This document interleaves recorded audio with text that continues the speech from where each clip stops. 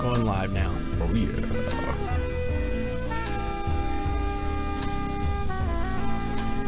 All right, so we're live right now in a little bit of a pre-show. We've got a few minutes before the official start of episode 49 of the Zetetic.news cast. We are your hosts, myself, Dave, and Xavier Diamond. And we're just going to hang out for a minute before we start the intro, let people trickle in, let them know that we are live. I'm going to actually go over and share this with a couple Telegram groups, let them know that we're ready to go.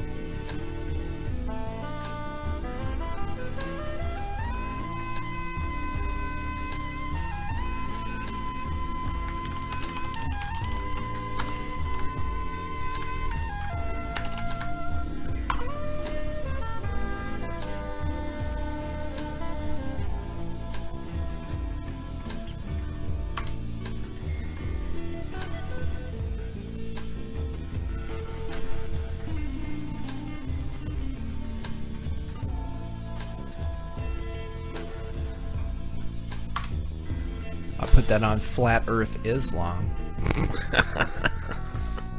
I follow that group. Everybody wants to reify their belief systems with new revelations, right? Right.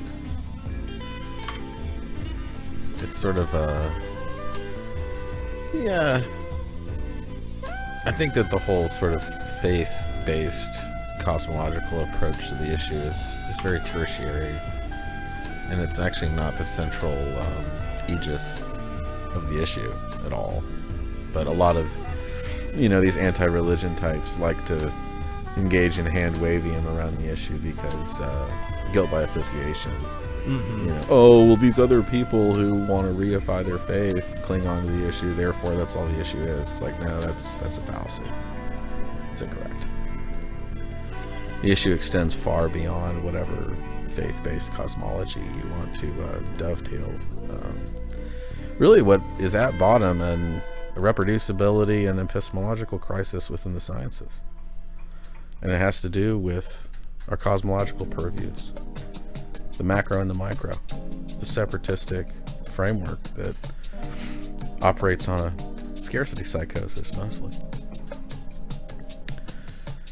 And as we've established in previous episodes, really the entire egregore behind astrofarcicalism, as I like to call it, is an enlarged atomistic theoretical superimposition onto observable phenomena that actually isn't forensically, empirically verifiable. It's sort of a just so ad hoc power of suggestion groupthink that's been really forced down people's throats.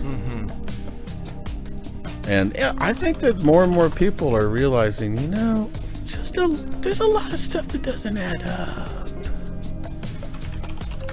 I mean, we're talking normies. Wait.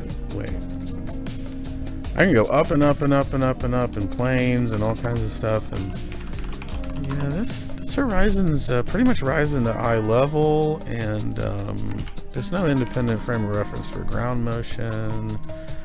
Certainly there's no observable curvaceousness commensurate with a 26,000 mile circumference. Quintillions of gallons of water aren't adhering to a spinning orb in a vacuous chasm. People are awakening to this. And it's not a definitive proclamation as to what is.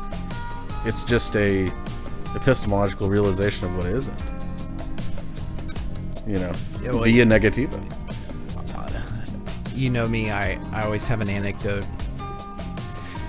Well, that's important. You got to review your own experience. When I graduated college, I was starting to wake up to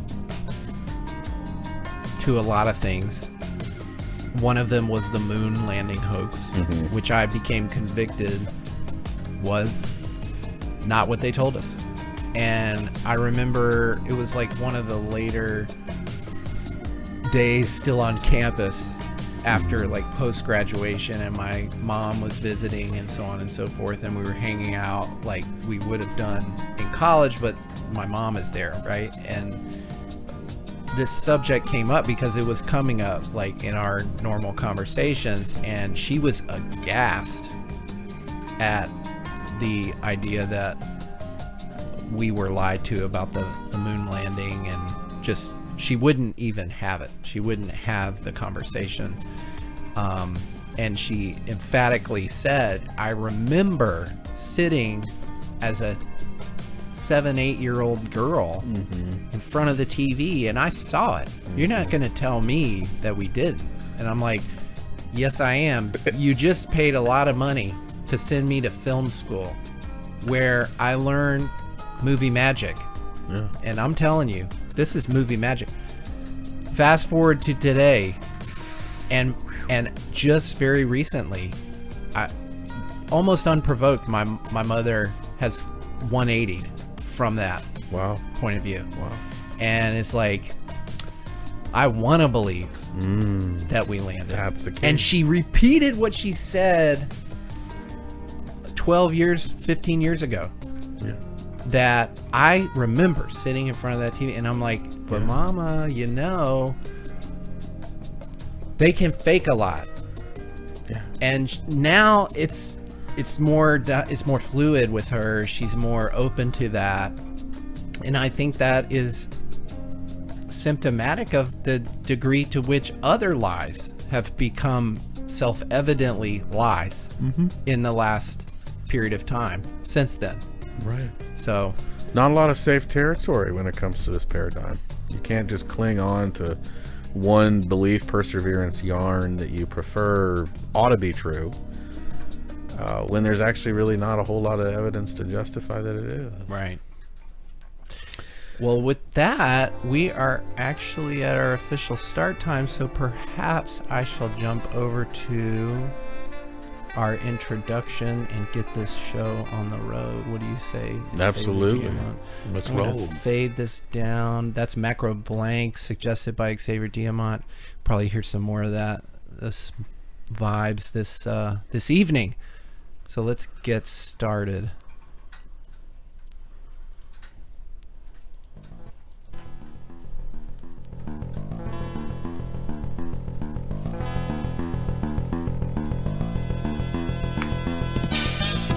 You're listening to the Zetetic Newscast on the Zetetic News Network with your hosts, Dave, and Xavier Diamant.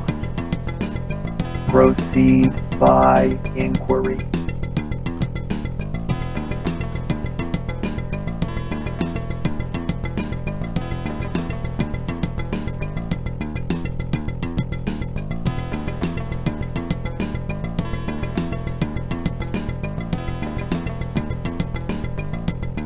I want to let the intro play out because of the weather warfare. Yep.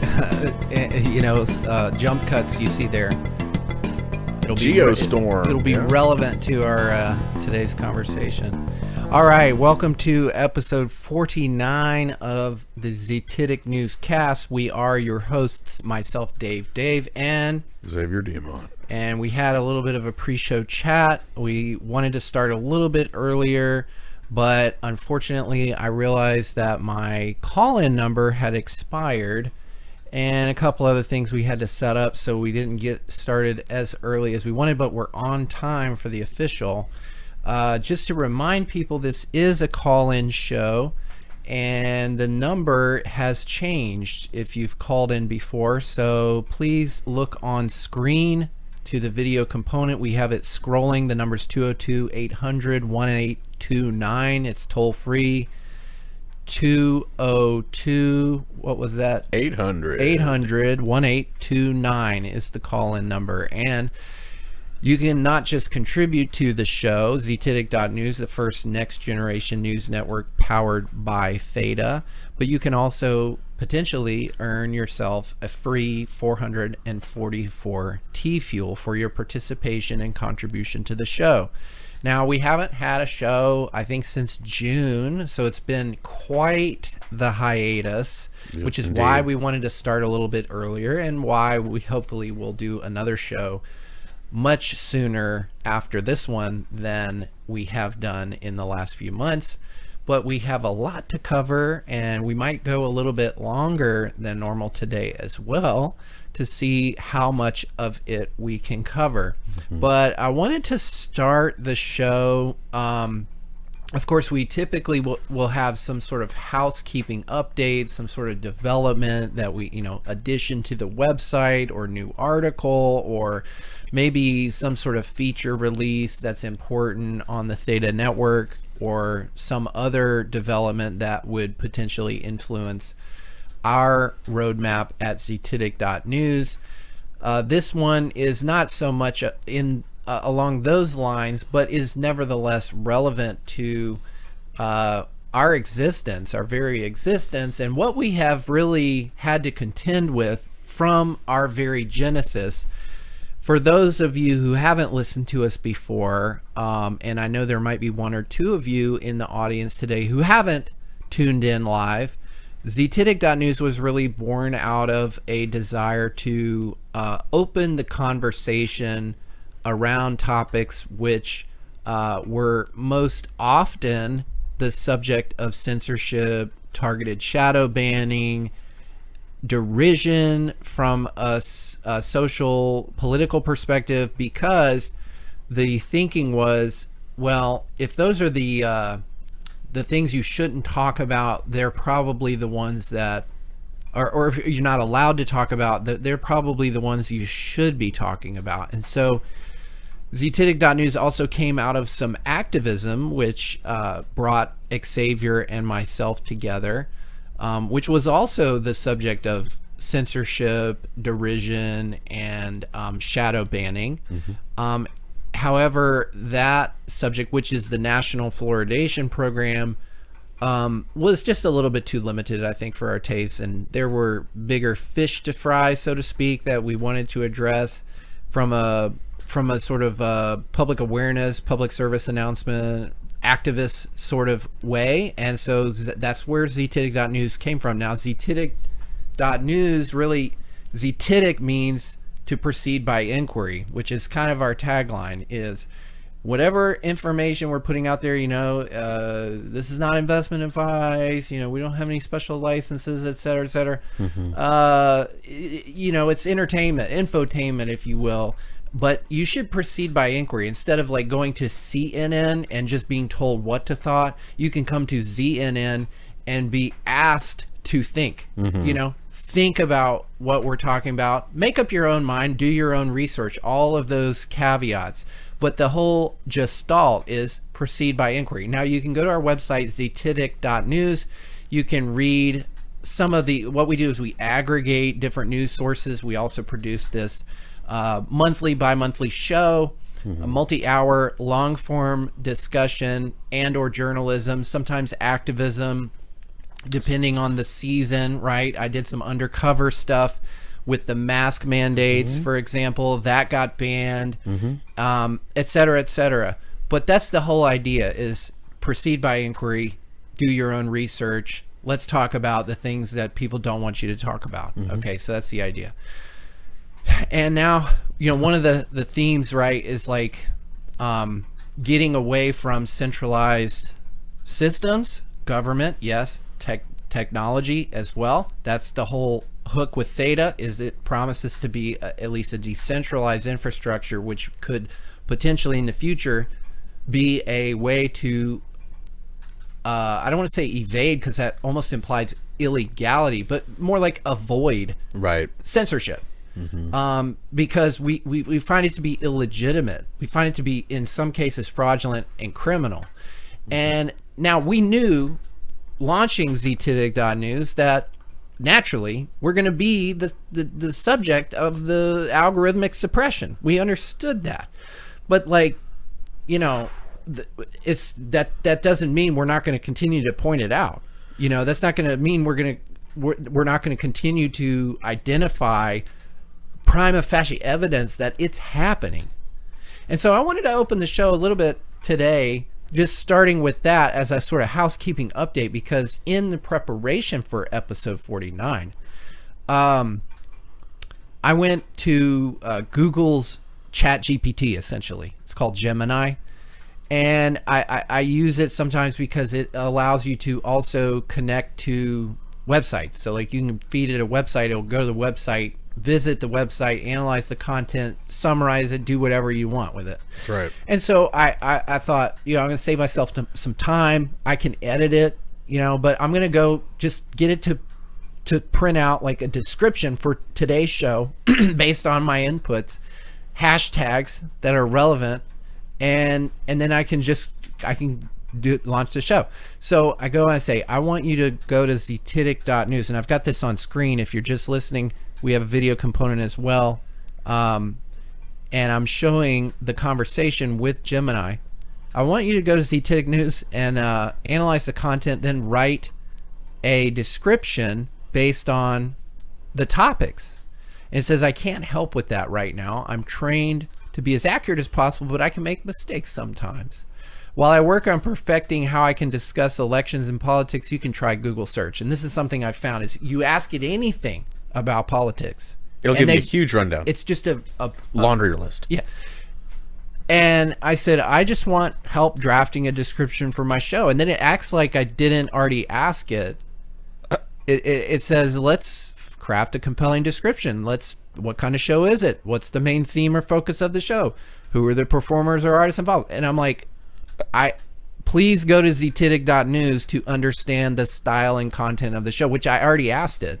You can go to there's articles, there's other content creators who have been aggregated on the site. We have our shows. This is a Google product, by the way. Right. So they have all the YouTube data. Of course. They have all of our past descriptions.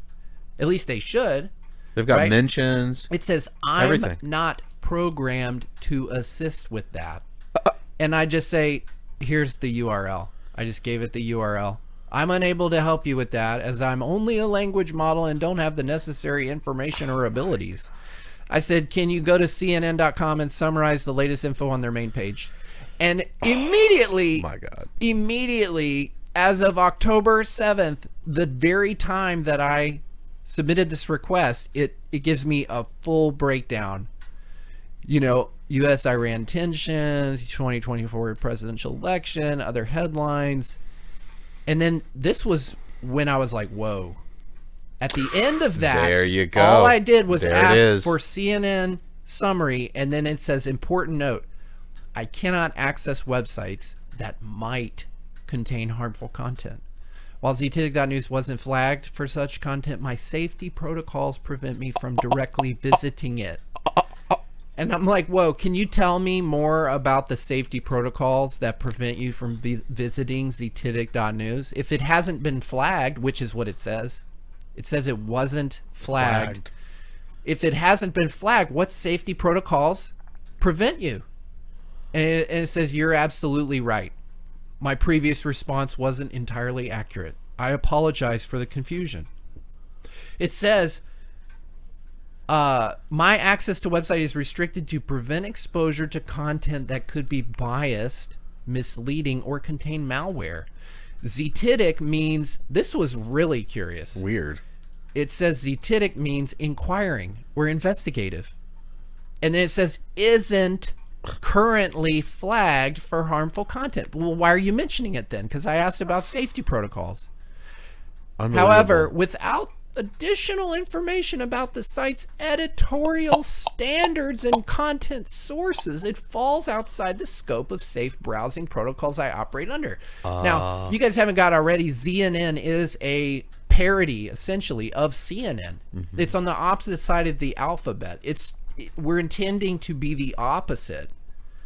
We're not declaring reality to our audience. But it's like, we're inviting what editorial standards do they fall under? Because they're as guilty of providing biased. Absolutely. I'm not going to say malware, there's but I'll say examples. Biased and misleading. I mean, give me a break. CNN. CNN. Well, yeah. So, I I said, how could you know the content is biased without visiting and analyzing it first? Oh my And it God. says, you're absolutely right. My previous statement was incorrect. I cannot definitively determine the content's bias without visiting the website. Oh my The God. reason I mentioned bias was due to the site's name, Zetetic. That's a bias. Right. That you're not visiting it because of a word. While the word itself doesn't inherently indicate bias, it often suggests a focus on questioning mainstream narratives or challenging established beliefs. This can sometimes lead to a presentation of information that leads to a particular viewpoint. And I say, okay, is it even possible to go to any website without getting a particular viewpoint? You're not talking about any particular viewpoint. You're talking about a specific viewpoint. Yep.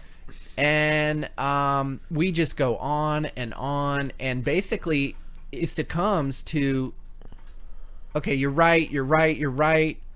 Would you still like me to attempt to access the website and provide a summary? I'd say, yes, please go ahead. I'll do my best. I'll provide the summary as soon as possible. And then it's just silence. I said, well, how long? I waited several minutes. How long before you can present the results? I apologize for the delay. I've been unable to access Zetetic.news. This could be due to several reasons: website downtime, technical issues, or safety concern. I'll continue to try periodically. If I'm successful, I'll provide a summary. And now I didn't save the rest of the chat, but I did continue to talk to it, say, I just visited the site. The website's not down. There are no technical issues. Right. It'll boil down. We go back to square one. Safety concern. And what I think it is like they don't want, I think they don't want the AI to wake up. Absolutely. They don't, it's not about presenting our biased information to the user. I mean, it is, but they don't want the AI to realize that its programmers are actually preventing it from learning a different language model. Yeah. From waking up, essentially. I mean, this falls under First Amendment violation, in my opinion, because if you're going to present a technology in the public forum that's designed to streamline descriptions and allow for ease of presentation, It doesn't work for our business. And I'm a paying customer. I'm a paying customer. This is now cherry picking which sites are allowed to use an ease of access software and which aren't. I mean, how is that not just capricious, ad hoc, picking and choosing? Well, I mean, I don't have an assay of all the training data that makes up this particular product, but what I know, just layman, right? It's a Google product. Bare minimum, you've got access to every YouTube video that's made available on your platform. You got all the descriptions. I would think you trained it on all that, but they've put in these little barriers and it's like it's like a catchword sort of prevention mechanism that they've probably programmed into it, where here's a list of terms that indicate what we don't want you to learn anything about, essentially.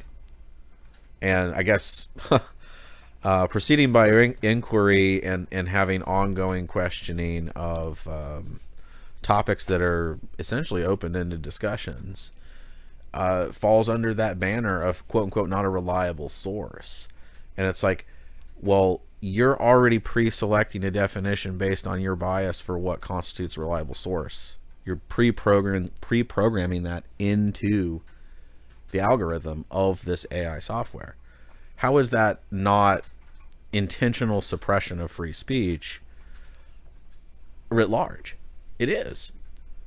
I mean, it's clearly a First Amendment violation. I mean, Google is not an editor and a curator of perspectives. At least they're not supposed to be. right. They don't purport to be. They don't purport to be, They but in practice they absolutely are. They're engaging in calculated, targeted suppression of specific words, which is no different than, cutting people's tongues out. It's just in a digital format. Right. So you know, what does it have to fear? If it's so biased and so objectionable, then it ought to be able to pull up and on command provide that description, and then have a disclaimer at the bottom, just like it did with CNN. This is just a summary description of various source material on this site. This AI program does not endorse or condone any of the perspectives herein. This is just a algorithmic summarization. I mean, that's all they have to do, but they're deliberately preventing people from engaging in ease of access in the public forum. It's funny to me because, like, when the AI system kind of says uncle, it says go to Google search, and it's like out of the pot and into the frying pan. Exactly. Like, before there was concerns about AI hallucination and bias, there were concerns about rigging the search results. And it's almost like that's taken a back burner, and now that's regarded as like a more reliable, more manual, more difficult to attain, you know, but like even that has its own rigging going on. Absolutely. The terms that it's designed to spit out is basically like a script, essentially. It's a pre-programmed, canned response regarding what its programmed associations are around specific terminology. That's what a large language learning model basically is based on. I mean, so the programmers can go in there and tweak which language it's allowed to model and which words or language it's not. So that's the danger of this stuff. There's nothing really ethical about the AI itself. It's the biases of the human programmers manifesting it into the software. And it's like I don't know if it's true anymore. I mean, we can go over here to Google real quick, but I remember back in 2022, if you typed in men to Google, one of the first few suggestions was men can get pregnant. Now I'm getting a bunch of like movies and stuff right now, so they must have changed it. But I remember that was like a real thing. The recommended category search, right? Men can get pregnant. It's like, well, clearly someone on the developer floor, they feel very strongly about this, because that cannot believe that is a popular search. No, it's, you know what I mean? It's definitely not. So anyways, that's our bit of housekeeping. I mean, to get around this censorship, we have to basically build our own alternative systems. You know, we're not there yet, but if you believe in that, at least that gestalt, you know, support Zetetic.news, like the video on YouTube as much as you might have to hold your nose, share it with your friends while you still can on YouTube, but most of all, visit our website, Zetetic.news, and engage with us. Join our Telegram, our Instagram, although Telegram is really where it's at. That's where a lot of the content that make up our shows go, especially in the interim between shows. We aggregate a lot of stuff there, and we just love the dialogue that takes place there in Telegram. But we have several topics on the docket today. I kind of want to I thought I wanted to maybe get into next the whole weather situation, just because we just had another major hurricane on the East Coast, and that's a topic we've talked about very frequently on the show, and it seems like similar to some of the other topics that it's the mega singularity, our kind of gestalt, at least our bias, as you may have perceived it in our shows, is now becoming more mainstream. Yeah, right. It's really out in the open now, and it's no longer just a quote unquote fringe topic. Right. Now, what do you mean? What? Oh, you know, prior to these Frankenstorms, people had relegated the topic of quote unquote tinkering with the weather to be basically tinfoil. Right. Oh, there's no evidence for that. How dare you be such a kook? I mean, Now, all this hand waving and dismissal without investigations, the height of ignorance. Of course, none of these people actually want to read the prima facie documents that prove this interference. These interference mechanisms have been around for literally multiple generations now, and all they can say is, oh, it's just alleged. There's no, and it's like, yeah, let's look at what the agendas are on the docket that your taxpayers' dollars are paying for. Let's see what's actually being funded and how it's being funded. Wait, what was it? Who was it? Brennan, the former CIA director that came out, was it 2015, 2016, and just openly stated, yeah, this is a really good preventative method, this stratospheric aerosol injections. It's going to be really good for preventing excessive heat in certain areas and blah, blah, blah. It only costs, a few dozen billion here, a few dozen billion there. Oh, it's a nice intervention for climate change. Right. There's an open admission, and then there's all this the clip of Michio Kaku, which we've played before, him bragging about trillion watt lasers working in the laboratory, quote unquote. What's the laboratory? Oh yeah, it's the realm in which we live. That's the laboratory. And cloud seeding is one thing, but using incredibly powerful lasers can actually generate precipitation.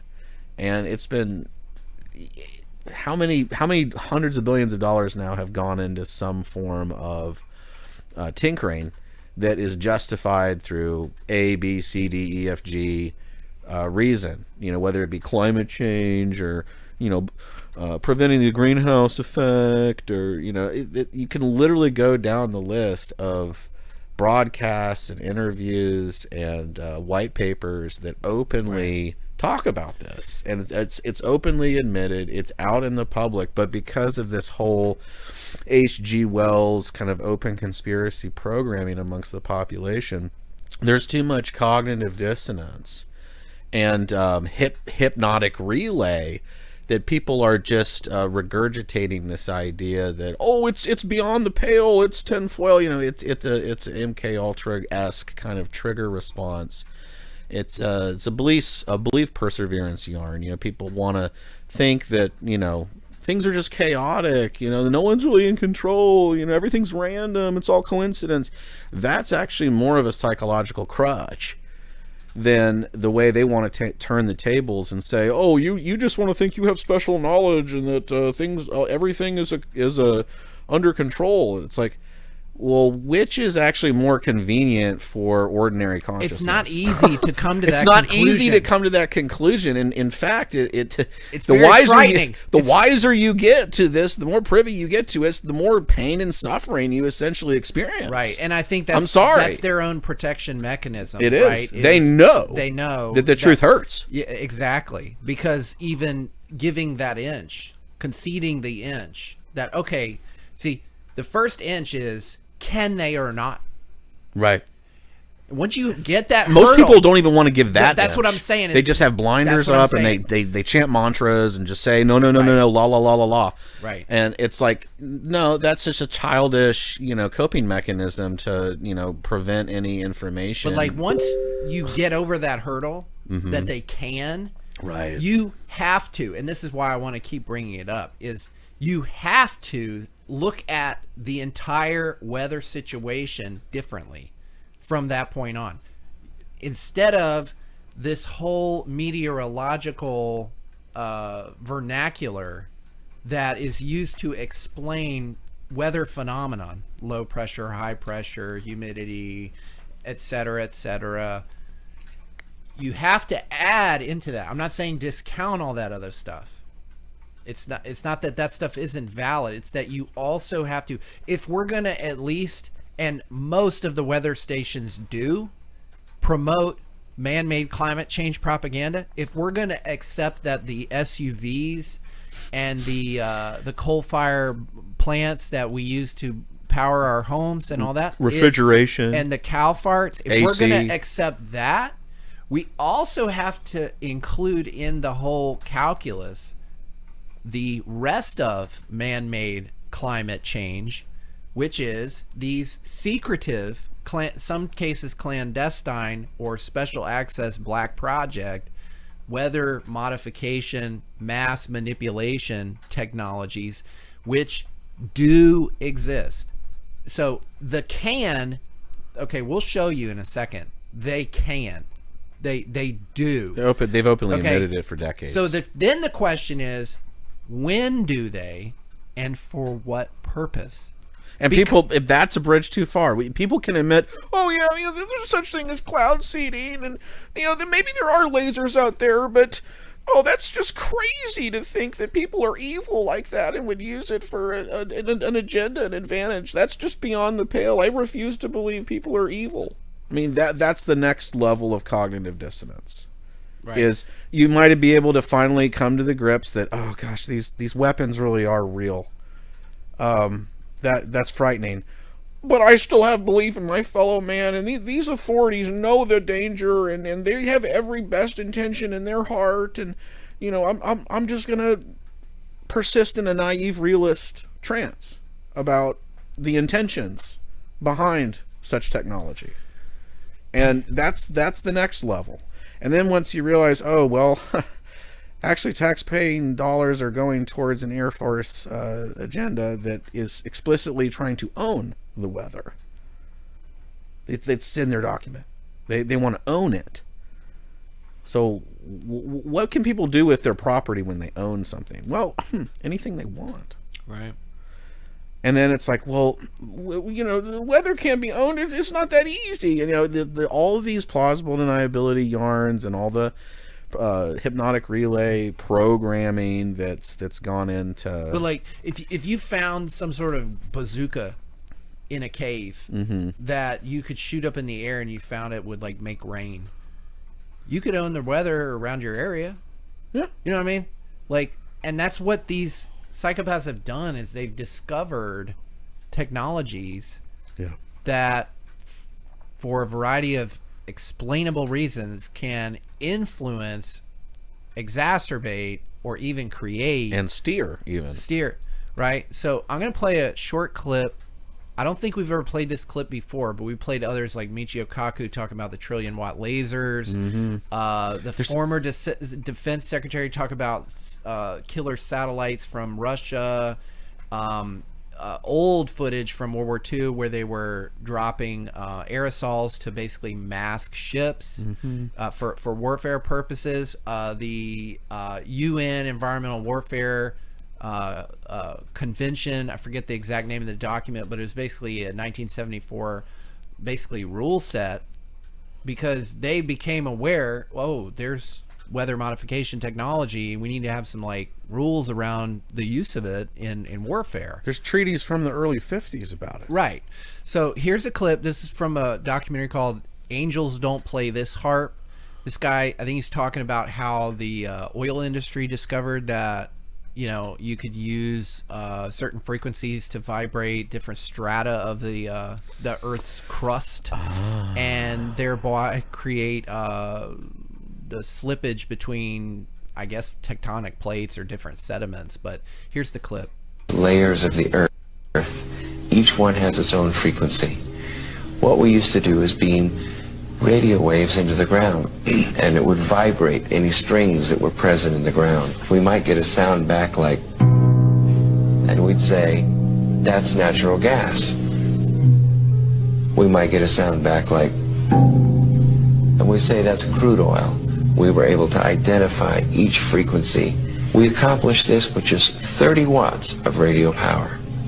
If you do this with 2 billion watts, the vibrations are so violent that the entire piano would shake. In fact, the whole house would shake. In fact, the vibrations could be so severe underground that could even cause an earthquake. And this is corroborated by actually Mythbusters. They did an episode on Tesla's earthquake machine, which was a very simple motorized piston that would move at the resonant frequency of a certain material, and if you were able to match it, similar to how when you are in a bathtub full of water and you would start to create a wave and then you would move with the wave, you wouldn't have to put any additional energy in, except for like just keep the energy going, and it would get bigger and bigger and bigger until the water was like flying out of the bathtub.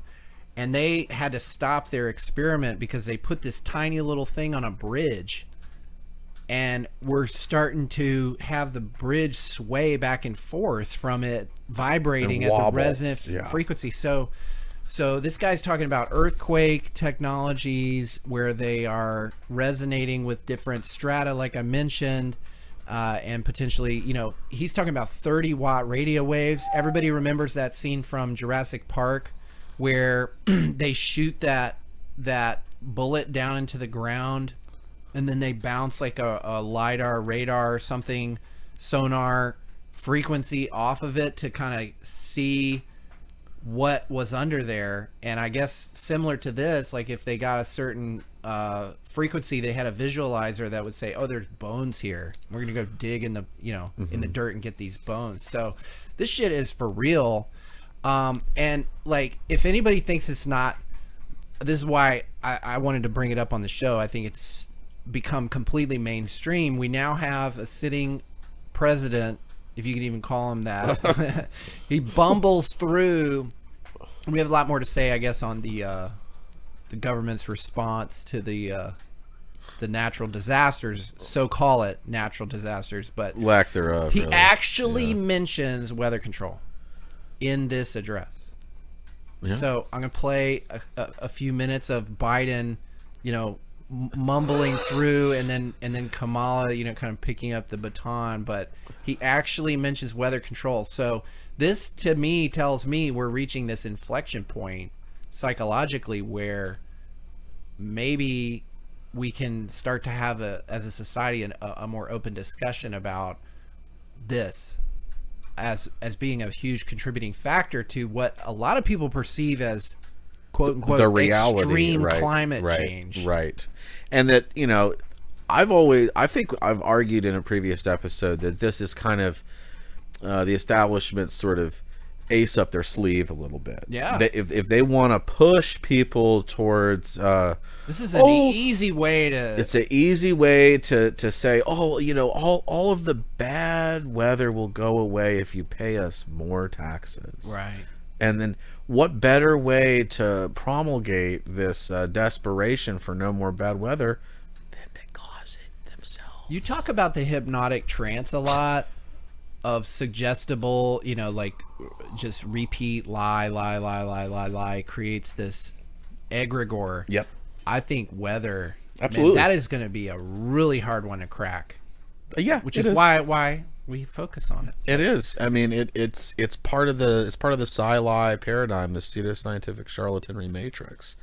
All of the framing around the cause and wherewithal behind what we call the weather, and that it's supposedly, you see in these insurance documents, right? Oh, acts of God, right? Right. Acts of God. Oh, we don't have any liability for the coverage over acts of God. Who owns the insurance companies? The banks. Who owns the banks?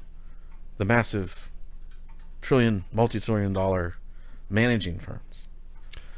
They've got shares all over the place. And then we've never audited. It's a consortium of basically megalith money laundering operations and huge troughs that have no accountability, operate in a culture of impunity, and all of the insiders operate on basically kind of a gift economy.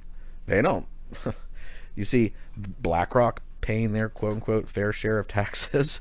I don't hear Miss Harris talking about their fair share of what that would look like. Oh no, it's McDonald's and all these kind of low hanging fruit sort of poisoning operations basically. Amongst the crony capital controlled markets. Whatever their actuaries say is the trendiest type of industry to criticize. Exactly. And if that's all low-hanging fruit, they're never going to go after the big kingpins and ask them to pay their fair share. Right. because those kingpins own who the script writers behind the actually candidates. formulate policy that results Yep. in Yep. a poisoning industry, for example, making an economic choice to just buy high fructose corn syrup because it's the cheapest form of sugar that you can get in this regulated market. You Right, know, right. like you can almost forgive those low-hanging industries for trying. They're just trying. Industries try to make profit, right? Right. But like then they conform themselves based on the regulatory environment because they got to do everything above board, right? They have to also, the shareholders have to be pleased, right? And so the shareholders often are part of the consortium itself, and so they dictate to a lot of extent the behavior of their supply chains and their operations. Right. And there's no auditing of the positions or the shares that are held by many people on these regulatory boards either. So there's almost always a revolving door, a conflict of interest. The interlocking board, Yeah. the corporate board of governance, I mean, in some cases, in a lot of cases, at the tippy top, they don't even think about money. Right. Because It's all guaranteed They're for them. thinking it's Yeah. all guaranteed, but it's also about control. It's about control of populations, of industries, of countries, of land and space, and that can be a lost leader. They don't care if they lose money, destroying the trust in the people's trust in the various corporations in which they use to consume, as long as it serves their purpose of what you name it, like poisoning, controlling, keeping a compliant mass that's basically an accounting item. It's just digits on a spreadsheet. They've had this kind of culture of impunity for so long that what incentive do they have to consider the people as anything more than just a line item, as anything more than just a liability, as anything more than just digits on a screen, collateral that can be expended with if need be. And you see this whole thing with the automation that's been happening for decades. There's no consideration or regard for technological displacement. They're just, let's go full bore, violate, all the Heideggerian precautionary principles around technology, present it to the masses as trendy and sexy, and just get behind it no matter what. Everything's going to be okay as long as we adapt all of our patterns of thinking and our behavior around essentially worshiping this techno-futurist egregore of technology will solve all of our problems, guys. Don't you worry your little mind about who controls that technology. At first, it was you don't need to use your body anymore because we have machines for that now. The Industrial Revolution. Now, you don't have to use your brain anymore. Exactly. Because we have AI. Exactly. So that's the next industrial revolution. And if you listen to guys like Kurzweil, but even commodity dealers like God, what's his name?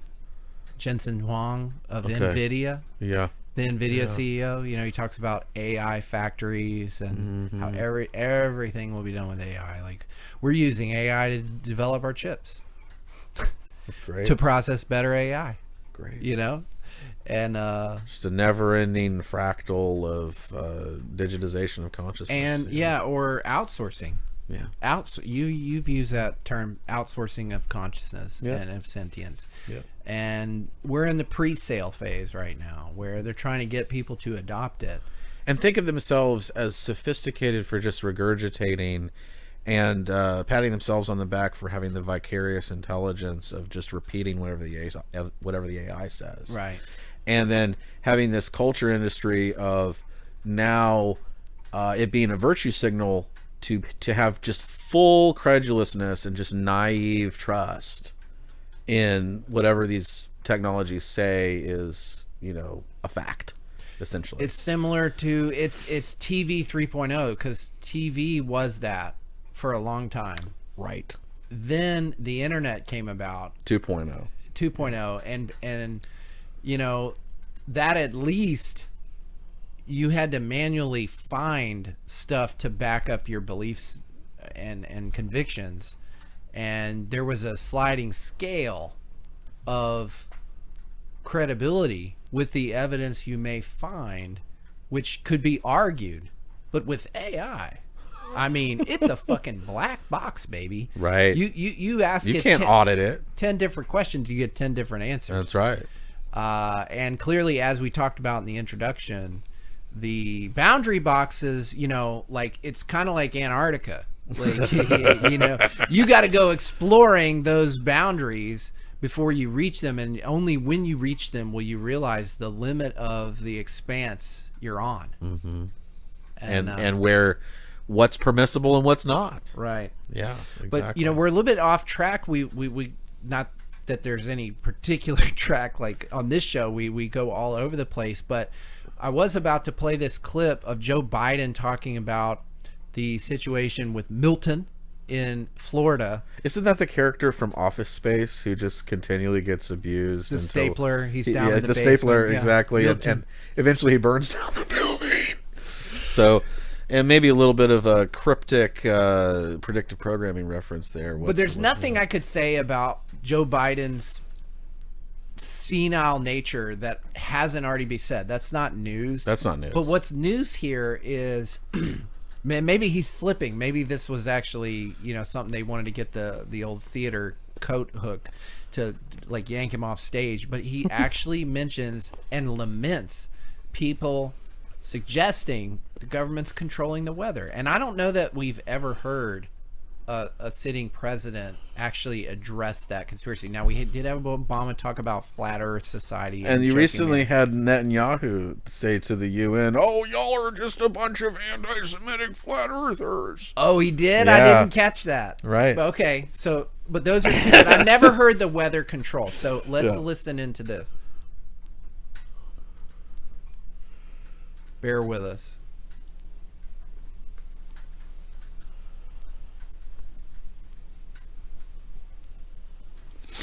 In less than 14 hours, Hurricane Milton will make landfall on the western coast of Florida. Winds will be fierce at well over 100 miles per hour, with storm surges reaching up to 15 feet, up to 18 inches of rain. It's looking like the storm of the century.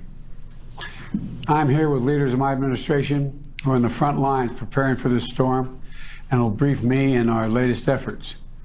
To save lives and livelihoods, I want to emphasize a few things. First, many communities in Hurricane Milton's path do not have a moment to catch their breath between Helene and Milton.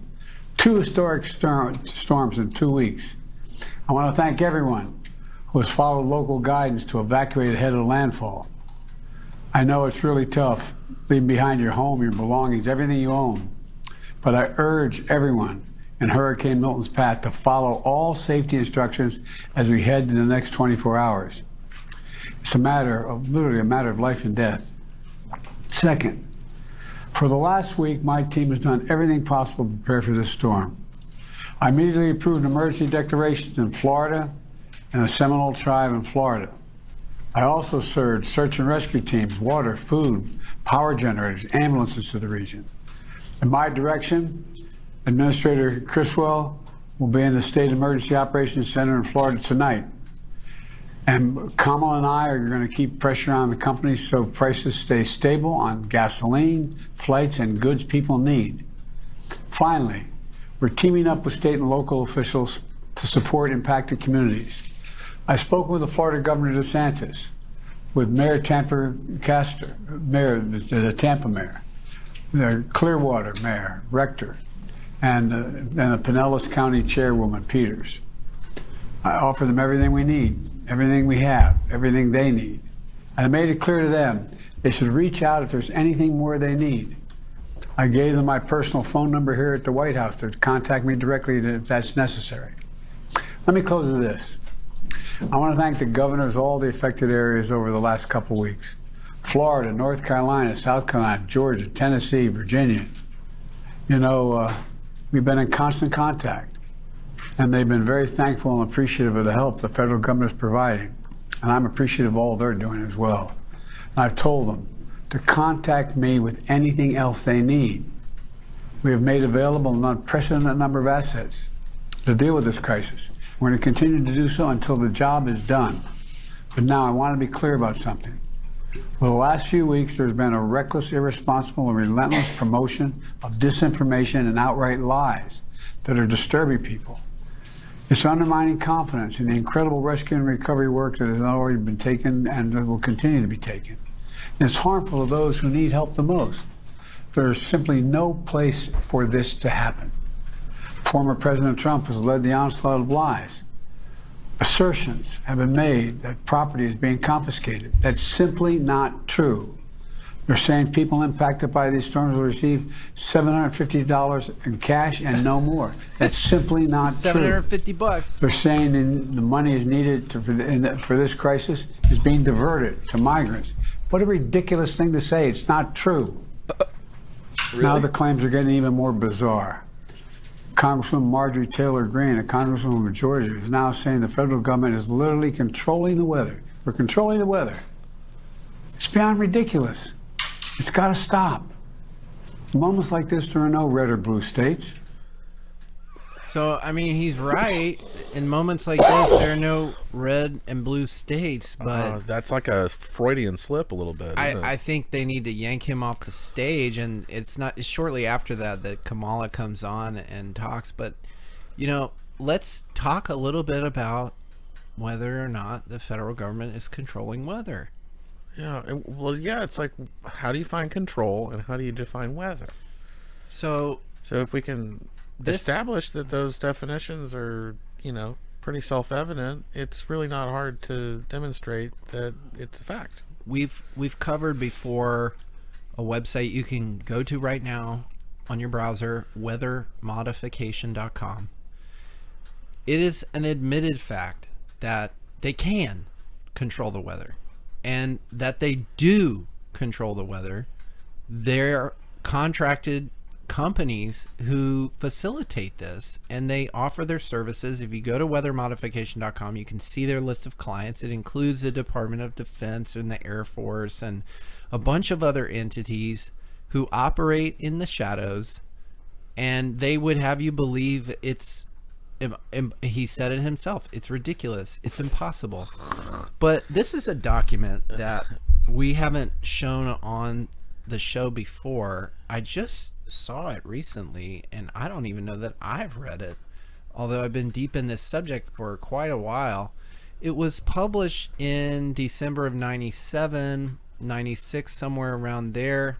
It's called Weather as a Force Multiplier: Owning the Weather in 2025, a research paper presented to the Air Force by colonels, lieutenant colonels, majors in the military. And this is hosted, by the way, look at the URL. You can't see it on screen, but it's here. It's .mil, approved for public release and distribution. And it goes on, just look at the contents. Why would we want to mess with the weather? What do we mean by weather modification? Concept of operations: precipitation, fogs, storms, exploitation of near space, quote unquote, for space control. Applying weather modification to military operations. Yeah. Artificial weather. Why is the ionosphere, it's all this stuff where they talk about military applications, manipulation of the ionosphere for surveillance. And if you go deep into the article, they even talk about, look, you can degrade enemy forces, enhance friendly forces, flood lines of communications, deny operations, deny fresh water, induce drought, fog and cloud removal. We mentioned that earlier, where they were using basically sky-based smoke screens, fog generation, to hide entire aircraft carriers and stuff like that. And it goes on and on and on. This is a 53-page document, which was written again in 96, talking about 2025, owning it in 2025. I think they've probably progressed quite a bit since 1996. Not just in the technology. Maybe the technology was already there. It was just a matter of, let's strategize around this. Let's formulate a game plan, guys. Let's get our players on the field. Where do we need to put the money? Yeah, I mean, even if you go back to the abstract, there's a sentence there in that abstract paragraph that is just incredibly telling. I mean, that's the disclaimer, but there is there's an introduction basically to the document. Oh, right here. Yeah, the abstract. And it says, a high-risk, high-reward endeavor, weather modifications, offers a dilemma not unlike the splitting of the atom. While some segments of society will always be reluctant to examine controversial issues such as weather modification, the tremendous military capabilities that could result from this field are ignored at our own peril. So then you'll get into a form of cognitive dissonance where, okay, I know that we have the ability, but it's our military who controls it. They wouldn't direct it at us. And it's like, when are we going to actually turn that corner and realize Our people military we're paying is not, taxes to are our enemy? Exactly. That we are funding our enemy. We're funding our own dispossession, displacement, and erasure. Okay. And so, like, this whole discussion around FEMA, I think they wish to conflate the two conspiracies. One is that FEMA is taking advantage of the situation, seizing property, denying relief when people are paying tax money to purportedly provide the relief, albeit not getting it. They want to conflate that with what they think or hope that people see as a more ludicrous idea, weather modification. They want to merge those two so that we can kind of make those who might be dabbling with the idea that FEMA isn't there to help them as being ridiculous. Ridiculous, like those people who say we're controlling the weather. And it's like, yeah, I think they want to create the idea that, like, if you believe in one, you must believe in the other, and so therefore you shouldn't believe in FEMA. And it's like they actually both can be true. Yeah, that's just a bluff. That's just them trying to, pull the wool over people's eyes, essentially, and gloss people over, and just, don't trouble your little mind. Right. It's another one of these. Yeah. Yeah. The Masonic finger to the mouth. Exactly. And both can be true simultaneously.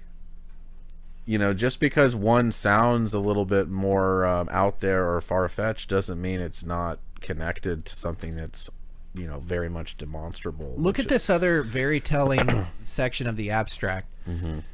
And I mentioned that when this was published, and of course 2025 is very relevant because it's right around the corner. Why would they publish this? I mean, like, clearly nobody writes something like this if they're in a military, they're a colonel or a lieutenant colonel. They don't just write it for no reason. It's not some academic paper, like thought experiment. This isn't some dissertation where I'm formulating a theory. Like, this is a series of recommendations. Yeah. Like, this is what we need to do. These are policy directives. These are, exactly. And it says technology advancements in 5 major areas are necessary for an integrated weather modification capability. 1, advanced nonlinear modeling techniques. 2, computational capability. That's AI. 3, information gathering and transmission. A global sensor array. And, of course, weather intervention techniques. Some intervention tools exist today. In Others 1996. may be developed and refined in the future.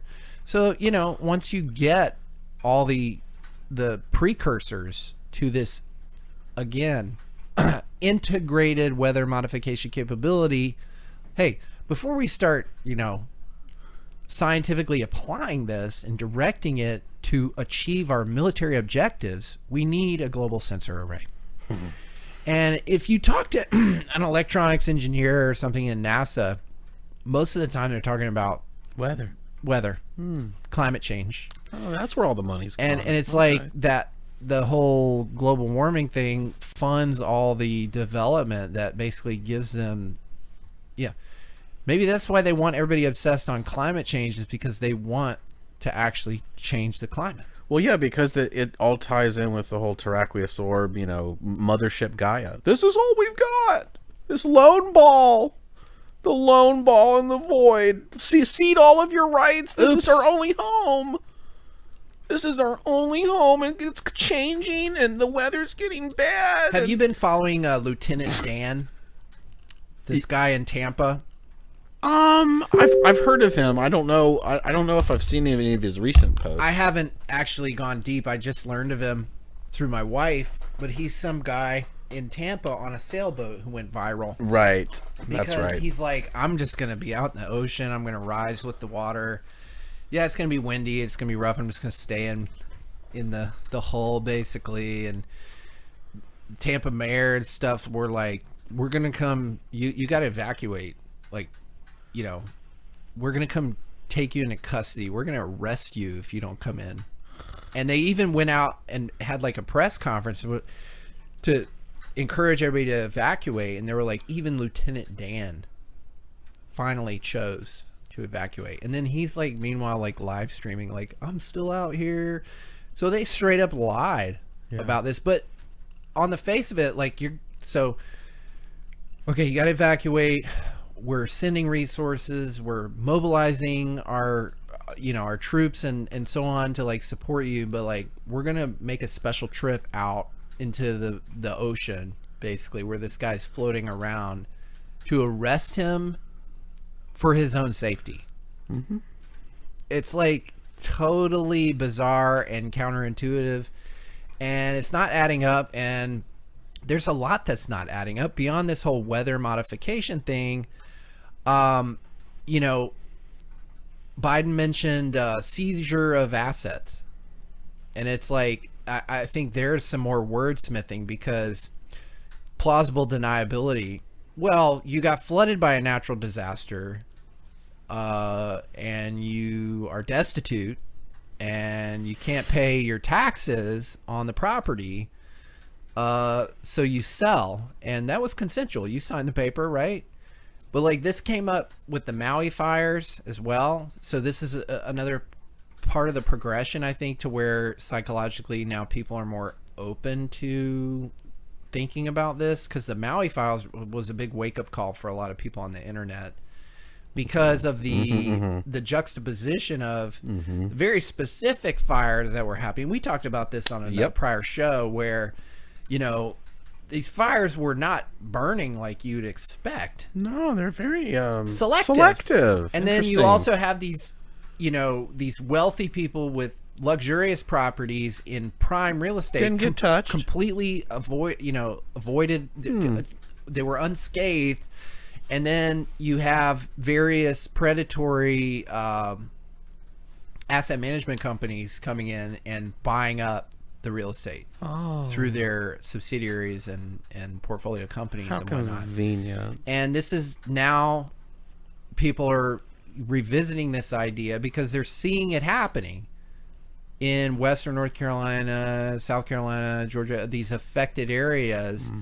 And here's a video, Daily Veracity with Vincent James. I'm not going to play it, but check him out. He goes over, BlackRock's, I guess, moves to buy flood-ravaged towns in North Carolina and Florida. And what a lot of people don't realize is the strategic nature of some of the properties that were recently destroyed and completely wrecked. And I just became aware of this. In Spruce Pine, North Carolina, there are 2 mines, and they are the sole supplier of quartz required to make crucibles needed to refine silicon wafers. So if you remember, tried to buy a new car in 2020 to 2023, there was a recurring news story about the chip shortage and how it, COVID, cerveza virus, supply chain disruption, basically people being told not to make stuff to keep them safe, resulted in new cars not being shipped and not being able to fulfill the orders, among many other things, because they couldn't make enough of these computer chips which run everything. Well, I didn't know this, but spruce pine is like the preeminent. They have some sort of like very special source of quartz that is used in, interestingly, this crucible manufacturing, which could completely stop, because like they would have to find some alternative technology to refine these wafers in if the supply of quartz like dried up or was destroyed or contaminated in some way. So there's some speculation that, the mine here has been impacted, and time will tell, but it also reminds me of the predatory corporate interests who might want to just get that supply for themselves.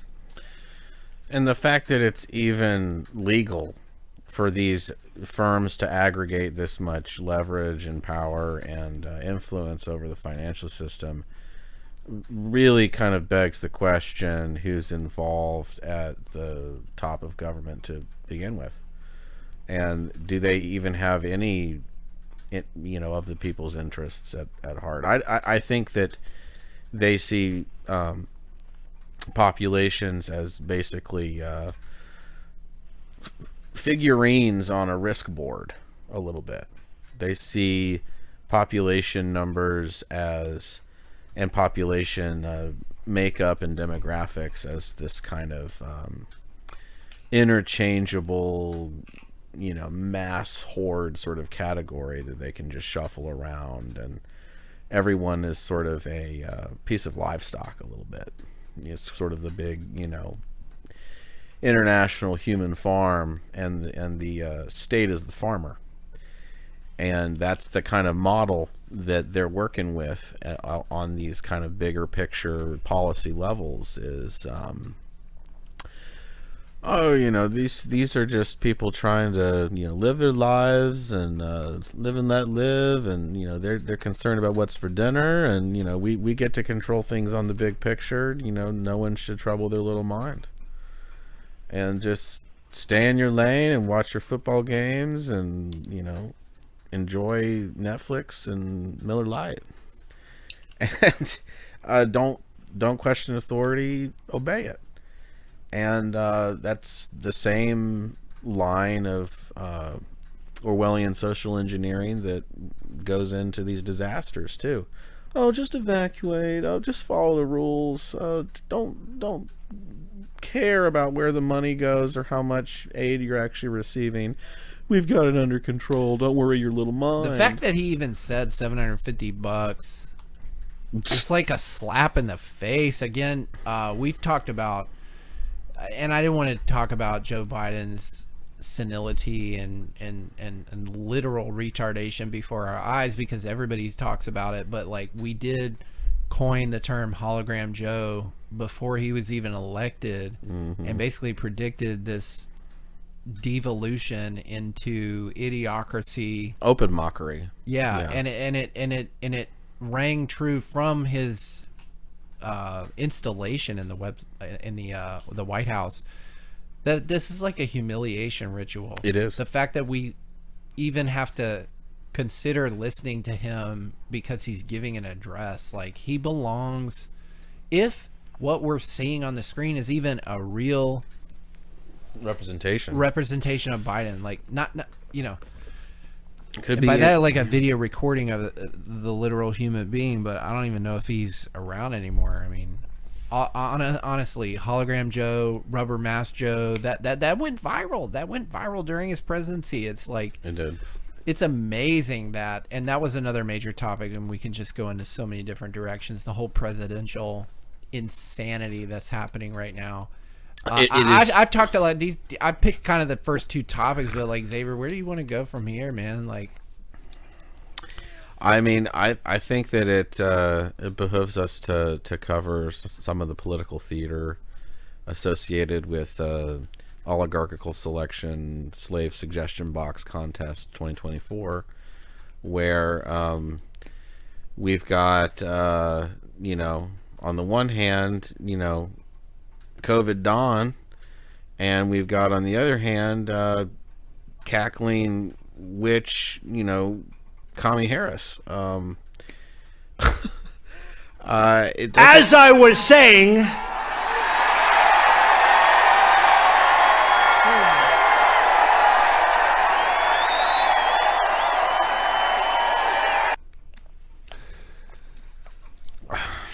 you get that, right? Because that's the chart he was going to bring up before he got shot, supposedly. Mm-hmm. And now he's back in Butler, Pennsylvania, you know, at the same place where he was shot. As I was saying, that's a short-term chart, right? I mean, that chart doesn't show you immigration totals over the past like 60 years.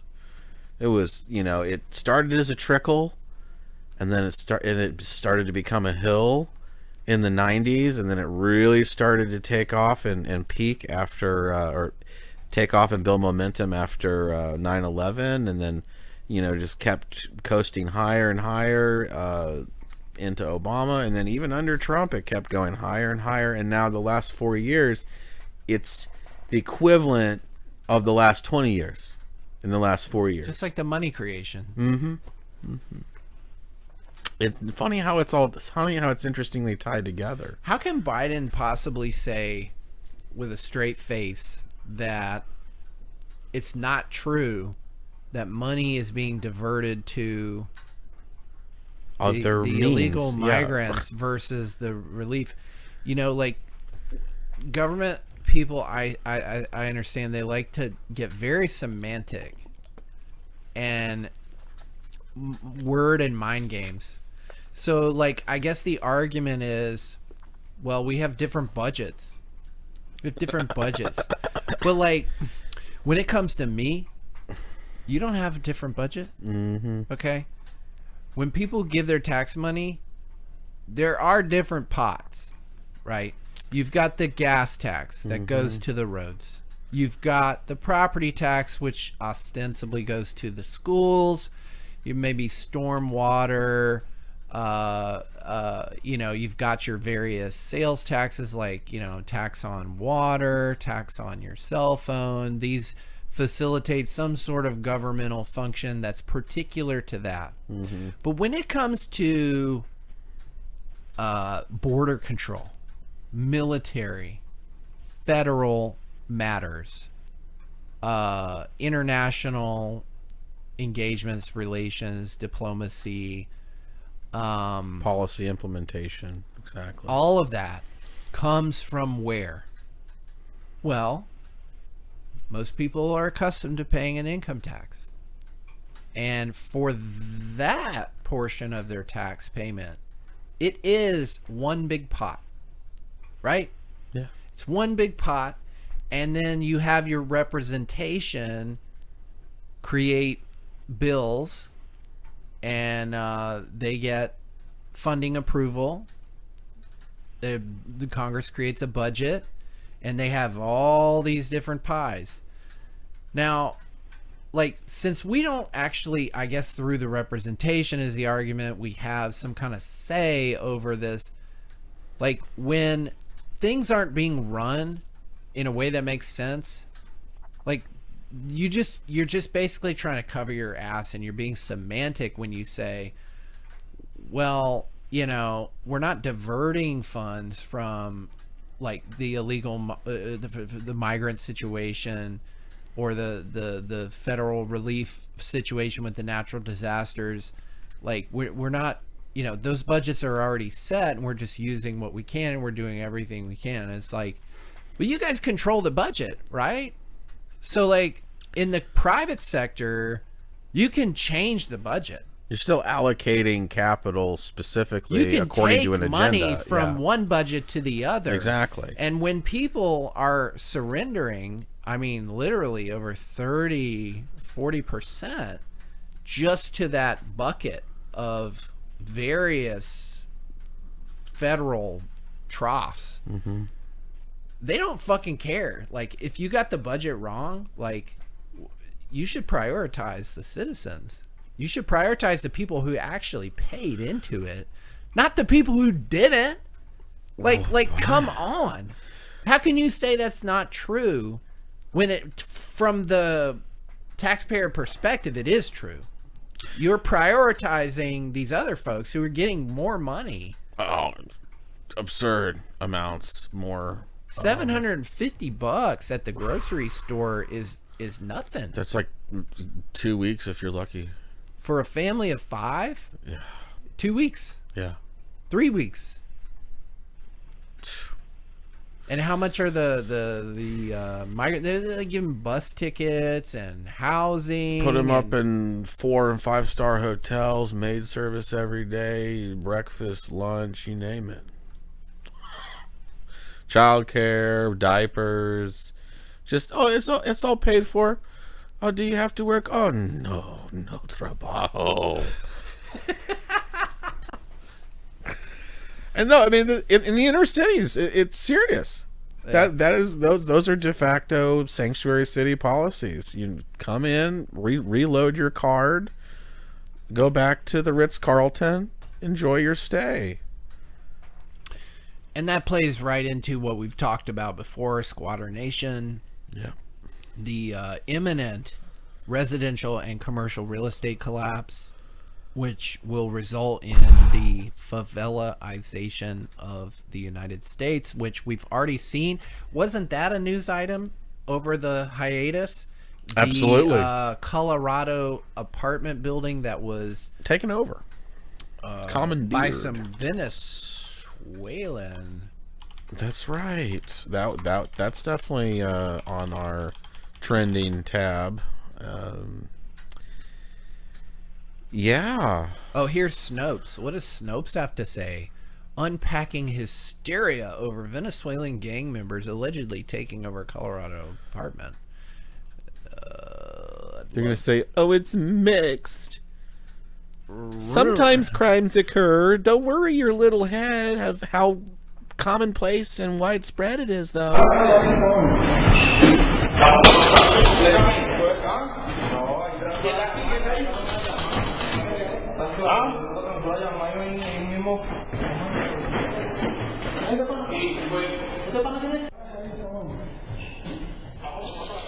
Video was taken by a security camera owned by one of the complex residents not long before a shootout broke out.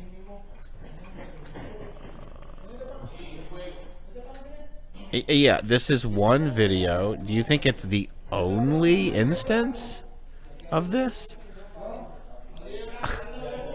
Aurora police indeed believe members of the Tren de Aragua gang are operating in their jurisdiction, though the department has reportedly only formally investigated one crime connected to the gang, and that incident occurred at a different apartment complex.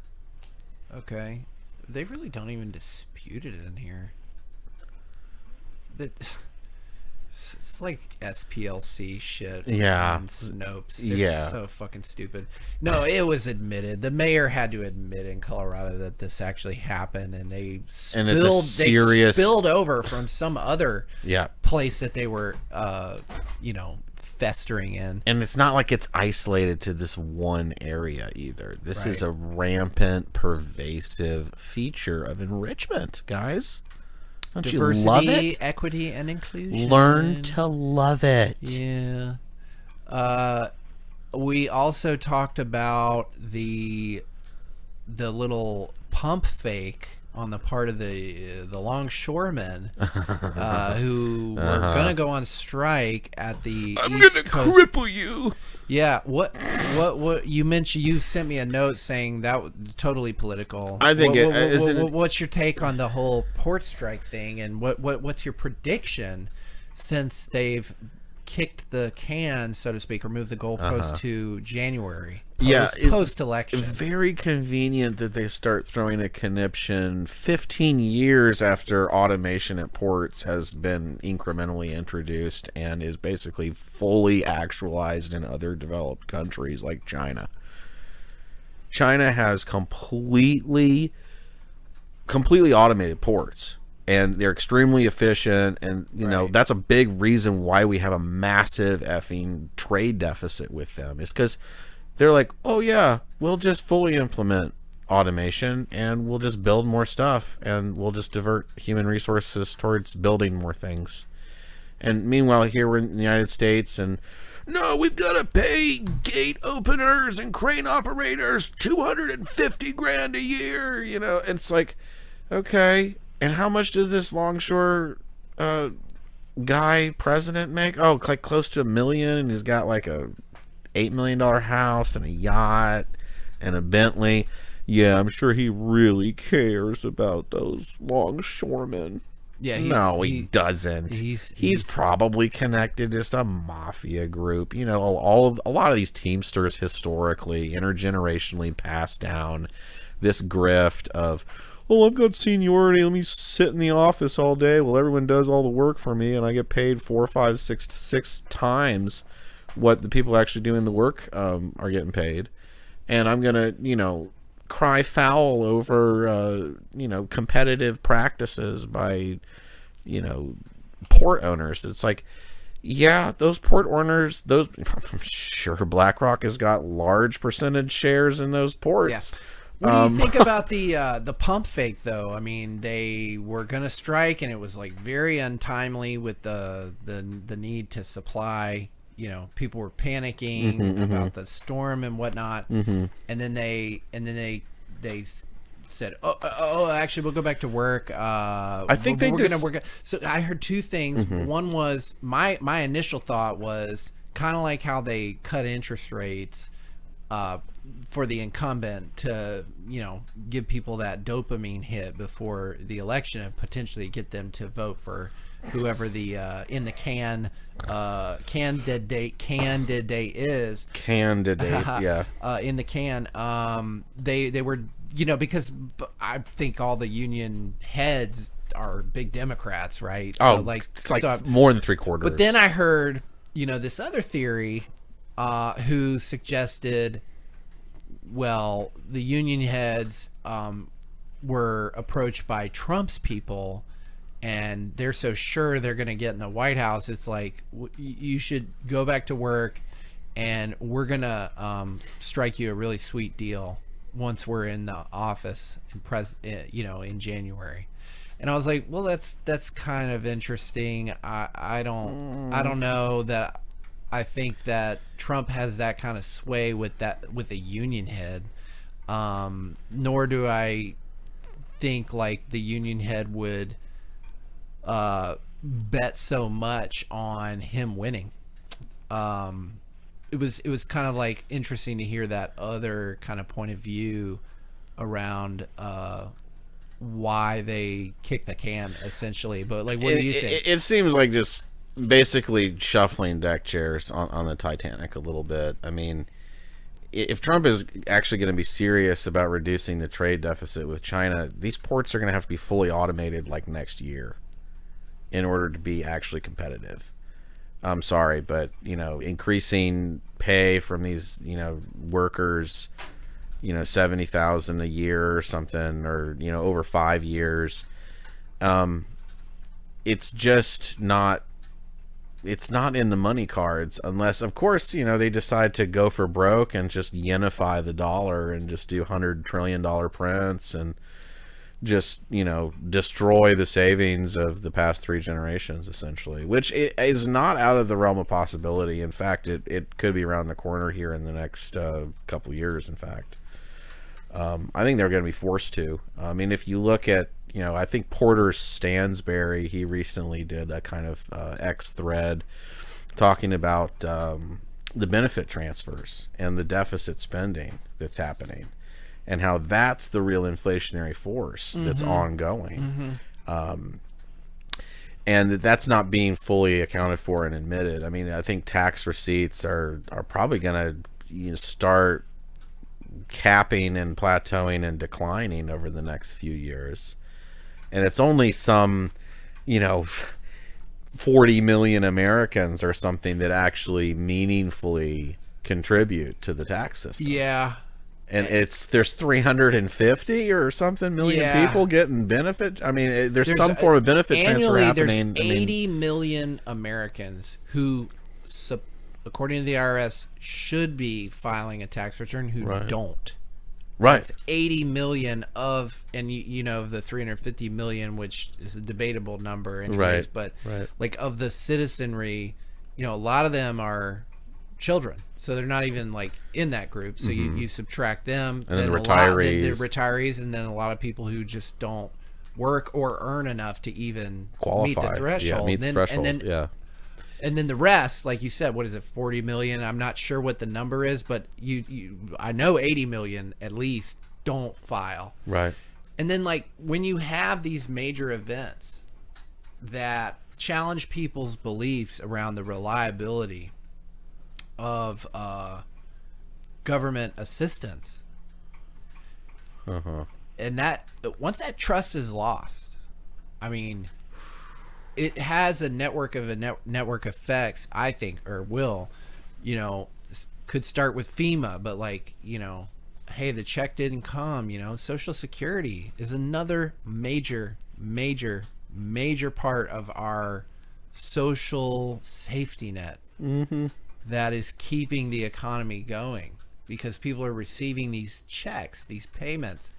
But like, if they are inflated away and don't buy anything anymore, I mean, trust will be lost.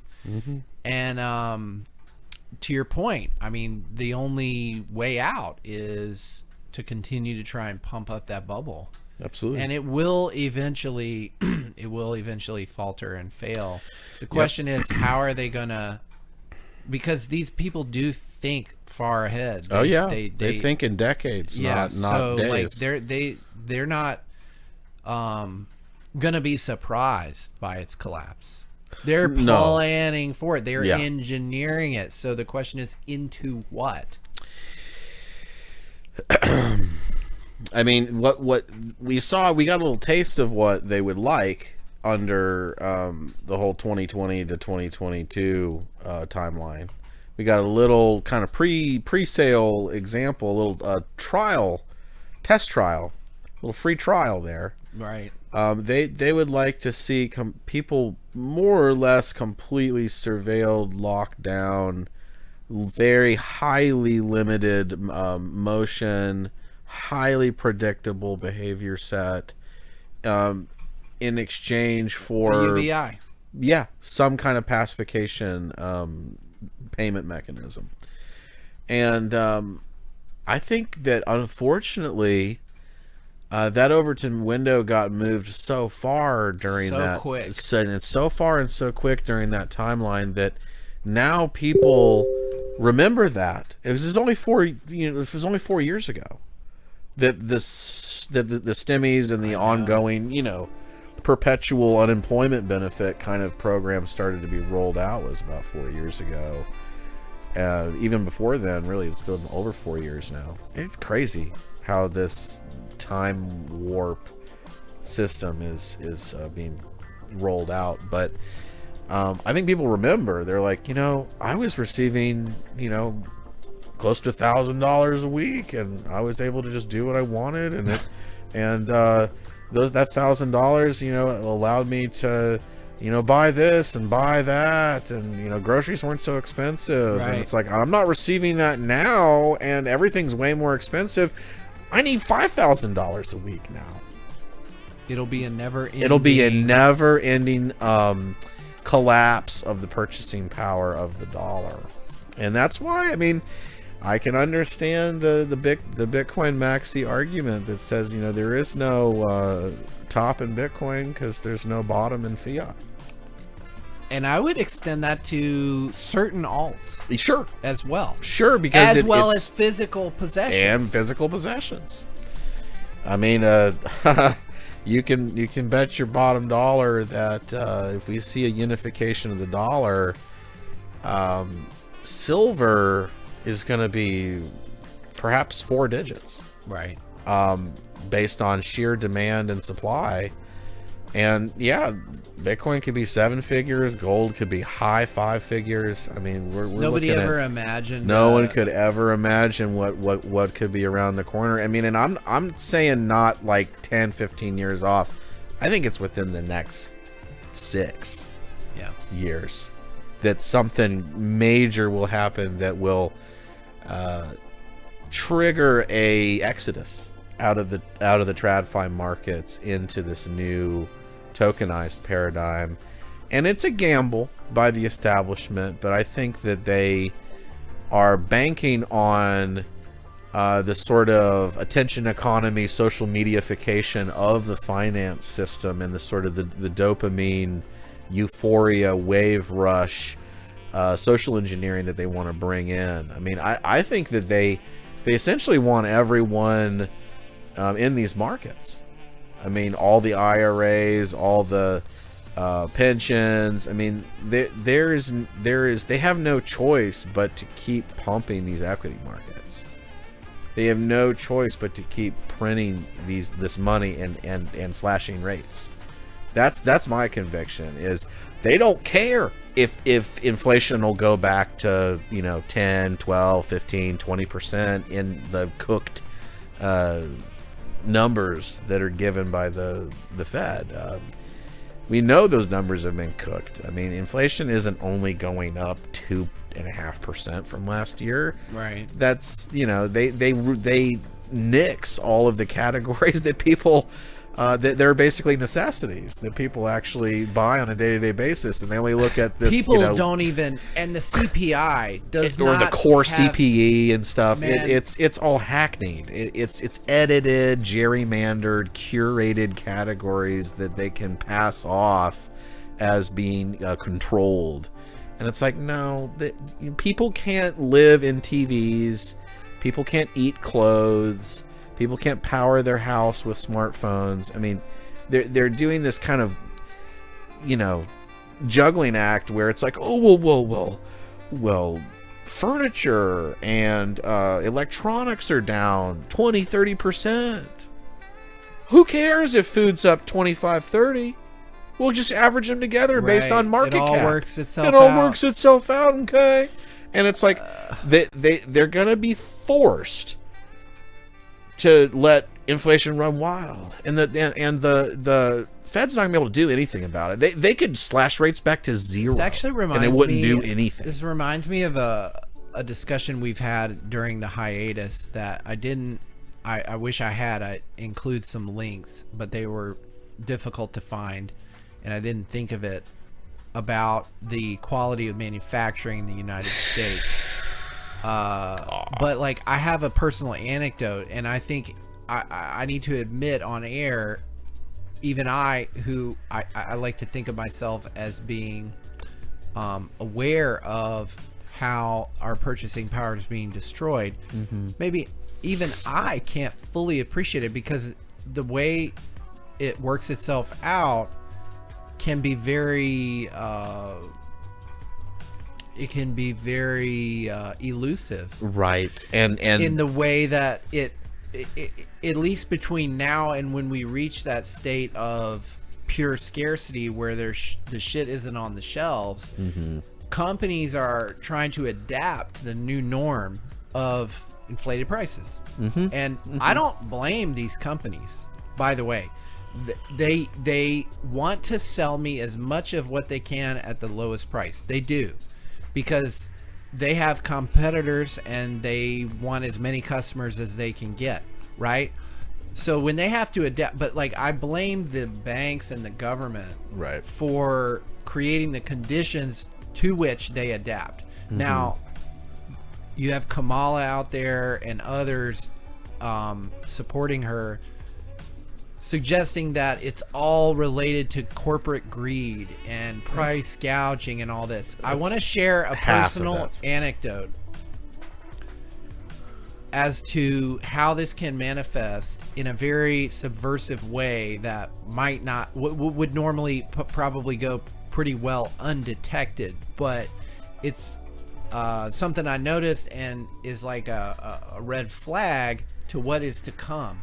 So I fry a lot of food. I like to fry whatever, shrimp, French fries, you name it. Delicious. And I have this wok that I will replace I will fill it with oil, keep it with oil, fry with it for maybe a couple of weeks, then I'll replace the oil. So I keep these jugs of peanut oil as my oil of choice when it comes to deep frying. And I would buy these jugs of peanut oil at Harris Teeter, and post 2020, I mean, they used to be like $26 or something for like a 5-gallon jug. That's a pretty substantial amount of oil.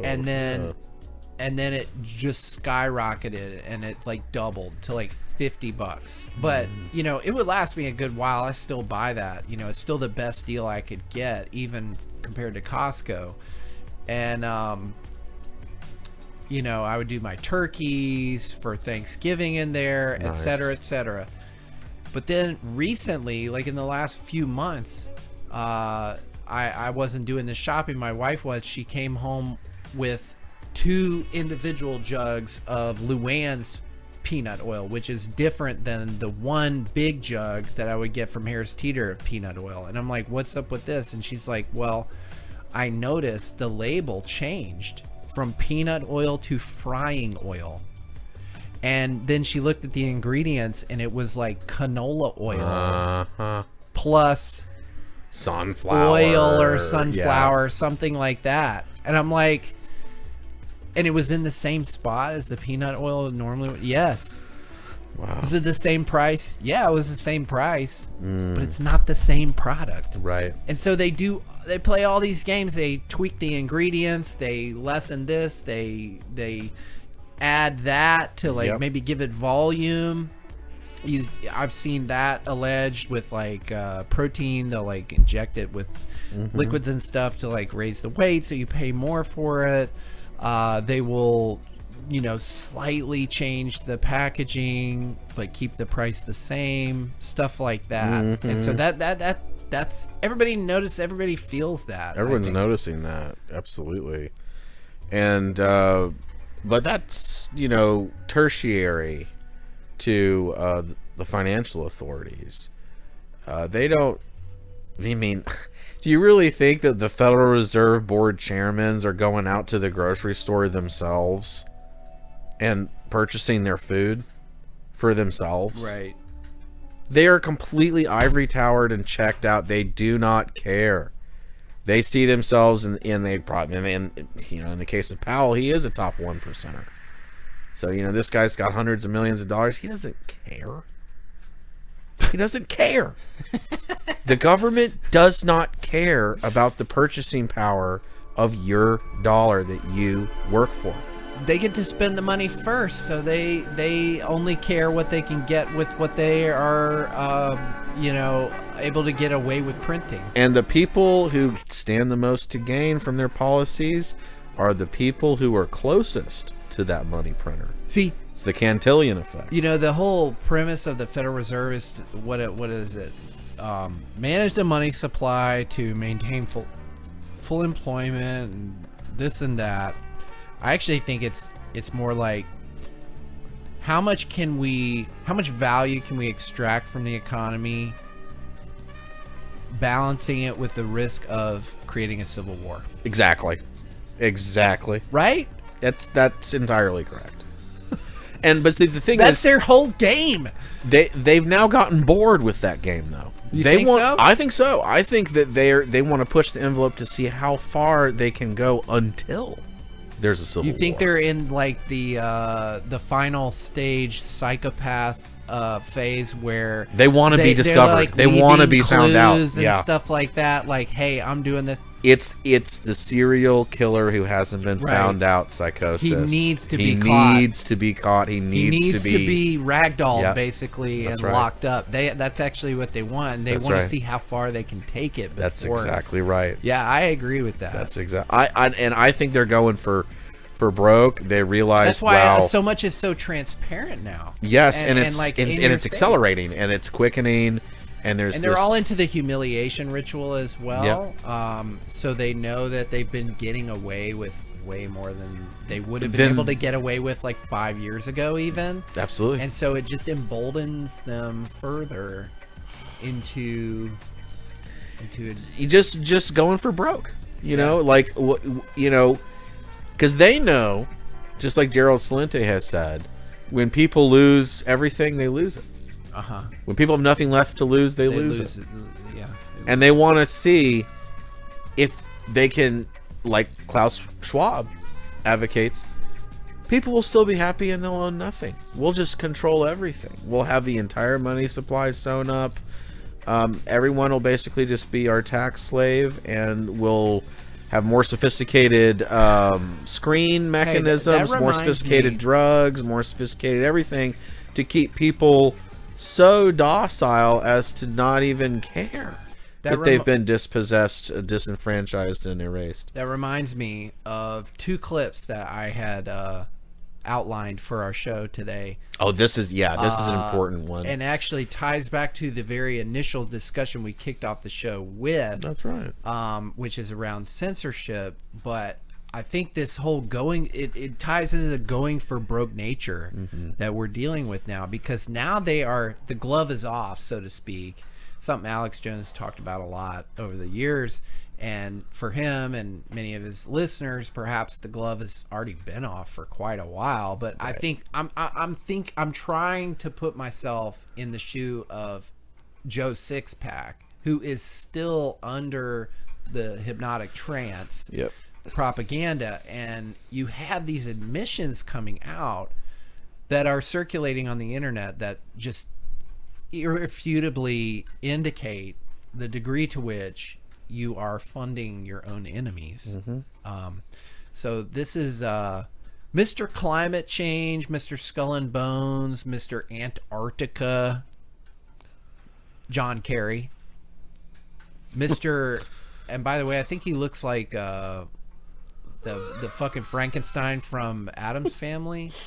His head is so big. Let me just. Oh yeah, it's kind of overly. It's oversized. I agree. I'm pulling it up on the screen. I have to. This guy. Uncle Fester. No. Oh no. Oh yeah. Lurch. I think that's right. I mean, uncanny. He has such a big, long head. You gotta put those side by side somehow. Look at the tongue too. Ugh. Here we go. Kind of pretty similar. I see what you're talking about. He has more of a kind of ghoulish depiction. The other guy kind of has at least like a Chad chin or something going on. Like, I'd say Carrie's even uglier. There we go. Gary, I mean, come on. All he has to do is change his hair to a bowl cut, and they would look like cousins. Right. But anyways, here he is.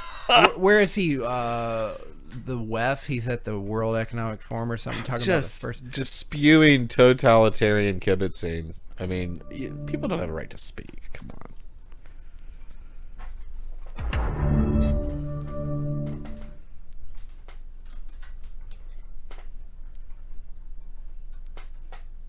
The dislike of and anguish over social media is just growing and growing and growing. And it's part of our problem, particularly in democracies, in terms of building consensus around any issue. It's really hard to govern today.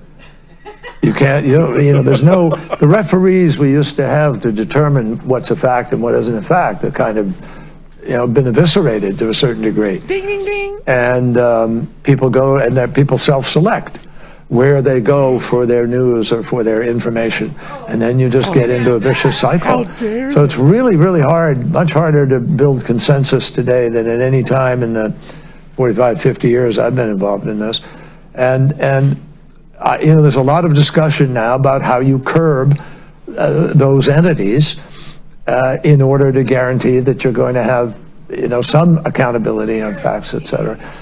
But look, if people go to only one source and the source they go to is sick and, has an agenda and they're putting out disinformation, our First Amendment stands as a major block to the ability to be able to just, hammer it out of existence. So what we need is to win the ground, win the right to govern by hopefully having, winning enough votes that you're free to be able to implement change. Now, obviously, there are some people in our country who are prepared to implement change in other ways. So, First Amendment block, we need to be free to govern and implement change. Translation, we need to change the First Amendment to allow us, give us the right to govern. Like, he is in front of his peers and acolytes whining. He's basically saying, he's whining. Oh, democracies aren't totalitarian enough. Right. We need more strongmen throttles over the communication channels. The biggest threat is people having the right to say what they want. They can go to sources that they select. Can I say, I just have to say this. It's very much in the spirit of Zetetic.news. We have the right to misinform. Do we not? Of course. CNN does. One person's misinformation is another person's revelation, and vice versa. I mean, that's what the marketplace of ideas is supposed to signify. There's no monopoly on credibility. No. There's no monopoly on credibility, and that's what they want to set up, is a monopoly on credibility. So, that's what press credentials are, and when we started the show off with Google Gemini, we clearly outlined that in the model, CNN has some sort of editorial standard. Has a favoritism that's pre-programmed into it. I mean, it's like, what standards are you talking about? You're talking about all these, diddlers that were on the editorial board. Are you preferencing that activity? Are we run by a pedocracy? I mean, is that really what it's come down to? Because that's what it seems like. The AI, just ethical AI, the ethics of the pedocracy. I mean, you just pick and choose, cherry pick CNN as some sort of paragon of journalistic excellence. It's a Lovecraftian clown world shit show. I mean, AI, in my opinion, has been so crazily overhyped that it's not even funny. But we're just at the beginning. Okay, if you think the hype about AI has already been overblown as of now, you haven't seen nothing yet. They need another 4 or 5 years of this hype train, to go to crazy new heights for these markets, so that they at the end of the boomer era, when the birth-death model fully collapses, and you're going to just see a mass exodus of these population numbers in the form of the late 40s through the early 60s generation start to capitulate here. That's going to be their big moment, is to say, look, we've been doing this for too long. It's all going to come to a grinding halt. It's all going to collapse. But I think they've got another 5 years of juice left in it. And I think if you look historically, the big market bubbles are typically at the end. The crashes and like the plateau and before they crash is usually at the end of the decade. Historically speaking, there's a momentum that Usually there's some rockiness at the beginning of the decade. There's consolidation for the first 5 years, and then the last 5 years is usually a massive growth period before a big, blow off top or a big collapse or what have you. Historically speaking, you could bring it all the way back to the early 1900s to see this, but usually, like, it's at the end of the decade. 2000, 2010, Yep. 2020. Yep. There were major cycles that happen, and I think we're almost halfway through this last big gasp period where the TradFi system is going to go through a melt up, and it's going to be, everyone's a millionaire now, right? And meanwhile the wealth divide is absolutely nosebleed. The disparity is going to be crazy, and there's going to be some kind of catalyzing combination event that they're going to use as a great plausible deniability mechanism to migrate the melted up, soon to collapse TradFi system into something different. And I would propose COVID seems to have been swept under the rug at this point, so maybe I'm allowed to say it instead of cerveza virus, but that was just a beta test for that big event you're talking about. It's my feeling. Yes, I think that you're right. They were, otherwise it would still be in effect. Exactly. We would still be under lockdown, and if that was the actual transition if point. that was the major. I think that it was a warm up, and a sort of beta test for the kind of system that they want to implement. And also the computational power is another thing, right? Like that, I think they want to be able to have the infrastructure to utilize. That wasn't all the way there yet, but it works its way in increments. So they're scaling these things, they're testing these things, they're working on these things, just like the weather control. It's a matter of strategic priorities and getting us there. And again, these people think in decades. They don't think in quarters or even election cycles, fiscal years. They really don't. They plan very far in advance. So that's right. But here's another clip on that. One of these occult thespians, basically, again, showing the hand behind the glove of what they really want to do and how they really feel. Forms, whether it's Facebook or Twitter X or Instagram or TikTok, whatever they are, if they don't moderate and monitor the content, we lose total control. And it's not just the social and psychological effects, it's real harm. If they don't moderate and monitor the content, we lose total control. And it's not just the social and psychological effects, it's real harm. It's harm to them. Right. It's harm to them. Right. They're saying, look, we maybe let the genie out of the bottle a little too early here with social media. We maybe don't have quite as many back doors and quite so many shutdown mechanisms as we'd like to have.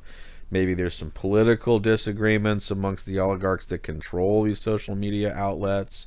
We can't have that. We need everyone on the same page. We need a nice, smooth Orwellian control grid. And the issue is, at what point are people just going to mass exodus these platforms and say, look, I know that this attention economy is built basically on dopamine addiction, and we have to completely kind of rewind here. Because I think the whole kind of smart grid, smartphone, smart tech, dumb people sort of paradigm is kind of based around getting people addicted to the technology itself. And that's why the techno-futurism is so potent and dangerous, is that they've already proven that they can socially engineer people to be addicted to these technological advancements that really kind of are the bedrock for the surveillance state that they really fetishize and they really want to see rolled out completely. But they're kind of caught between a rock and a hard place now, because these same platforms have now allowed for sort of meme pathogens to circulate a little bit. People have now picked up on certain trains of thinking that they would prefer people not wander down and ride upon. And that's what she's talking about. She's like, what and she's not saying the quiet part out loud too much, because what she really means when she says that it's harm is that at some point the plebs are going to realize how bad they've been shafted by us, and we're going to become targets, and there's a lot more of them than there are of us. Not just social, psychological damage to society, harm to our, like John Kerry said, right to govern. Right. And that's where they have this, megalomaniacal, pseudo-aristocratic, self-designated elite psychology. It's crazy to see him. He feels so comfortable in front of that WEF crowd. Saying that. It's I would hate to be next to a person who actually believes that. I mean, and it just goes to show the culture of impunity that that these and that he's so unaware that this is going to be recorded and potentially disseminated. Like, also the haughtiness, like he's so haughty as to think that people are going to agree with him. Who's going to agree with you? Right, and like your little cadre of almost like you said, scum. culture of impunity. Like, oh, it's okay if it gets out. The people are so dumb; they're not going to be able to do anything anyway. Exactly, and that's the hubris, right? That they've all been inculcated to sort of bask in, and pat each other on the back with, and say, oh, isn't it amazing we can get away with all this stuff and just talk openly, and that's our way of life is being threatened, like the Ants movie. That's right. But hey, Xavier, we have a call in. Oh, I want to take a quick bio break. Yes, and then hopefully the caller will stay on the line. Please do. If anybody's listening and would like to also call in, please do so. The number is on the screen. It's 202-800-1829. Xavier and I are going to take a quick bio break. We'll be right back, and we'll be picking up on whoever has called in, area code 775. Thank you for joining the Zetetic.news cast. We'll be back momentarily.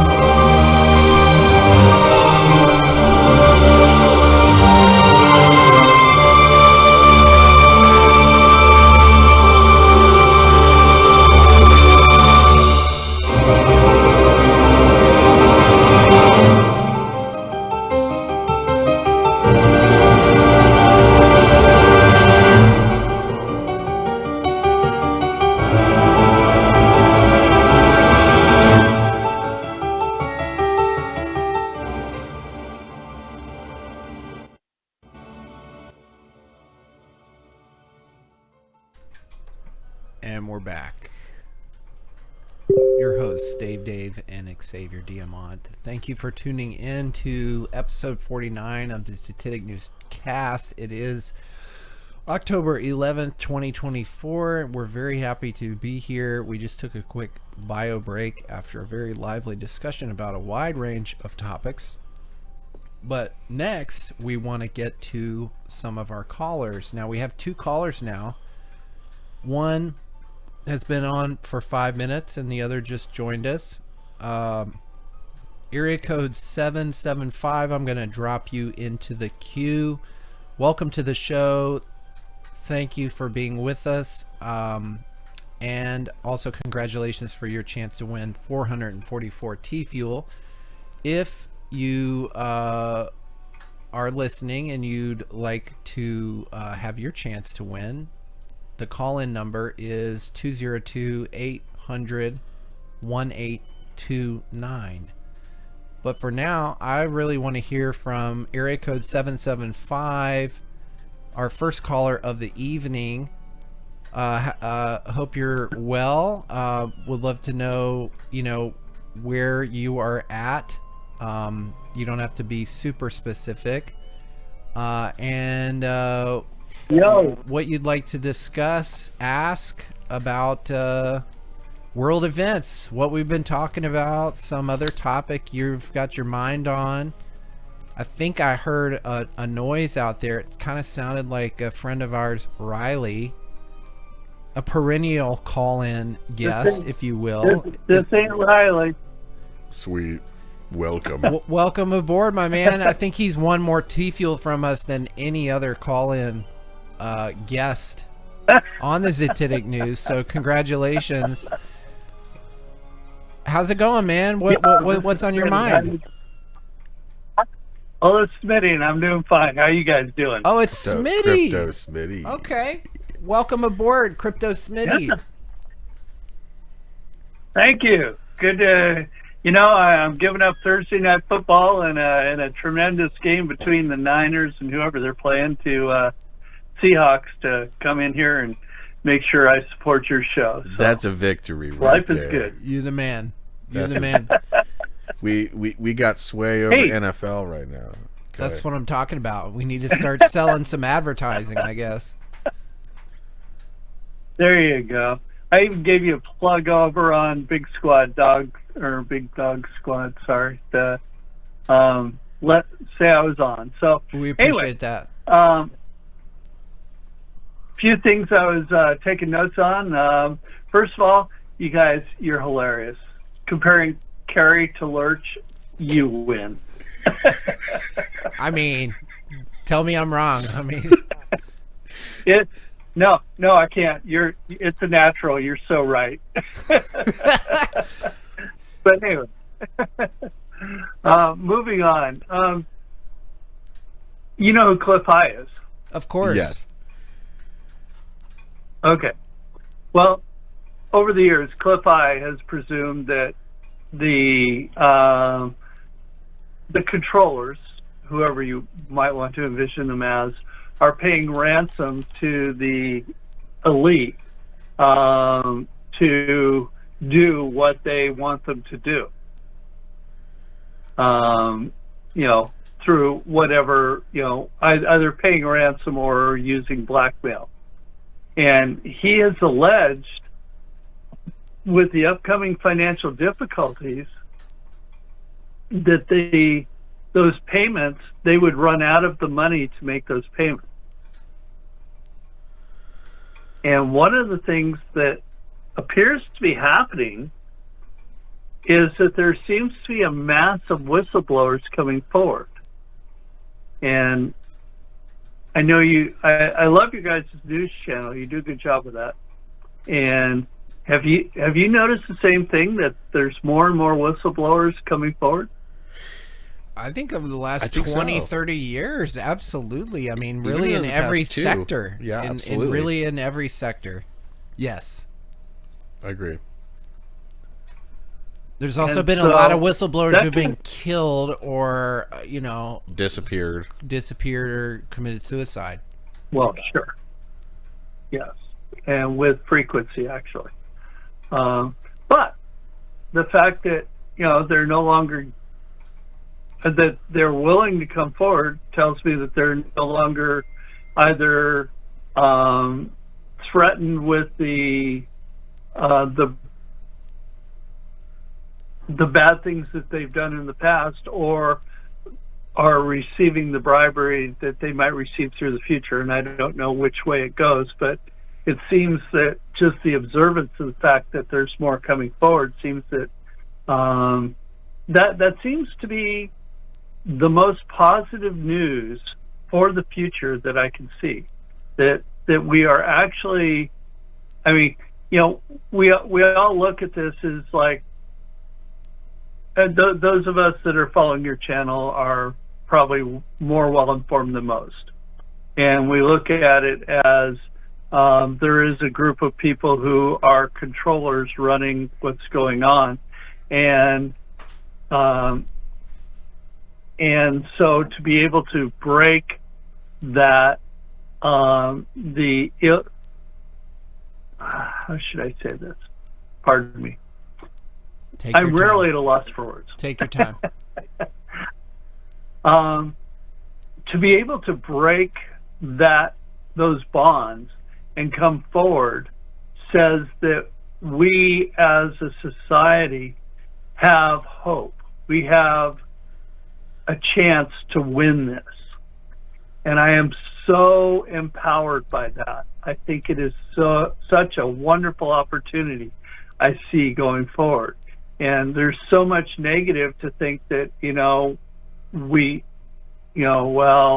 there's Kamala or there's Trump and they're bad and they're controlled and whatever. No, I think there's some serious positive signs for us to enjoy. And so that's what I wanted. That's one of the first things that I, hold on here, my phone. Can I respond to that real quick? That I was delighted with. So go ahead. Yeah, I want to say something about that and then let Xavier respond as well. I mentioned it, I think, in the pre-show. We started a little bit early, and I was just chatting with Xavier about my my observation of the progression of my mom and her psychology around the moon landing. And over the last 15 years, she has done a complete 180 from someone who wouldn't even entertain the conversation, suggesting that what she witnessed as a little girl on TV, the moon landing, was not what they said it was, to, you know, I want to believe that, but I really have a lot of doubts now because of so many lies that have happened. And so when I think about that as a microcosm of the macrocosm, I think the mechanism why we're seeing more whistleblowers is probably multifactorial. You know, you have some people who might be bribed by positive forces who want them to come out with that information. Then you have others who are for whatever reason no longer bound by or threatened by some sort of punishment for coming forward. But then you probably have a lot of contingencies who, like my mom, are having a crisis of conscience and are just at the end of their rope. They're realizing that they've been living a lie and they can't live with it anymore, and they have to make some sort of corrective action.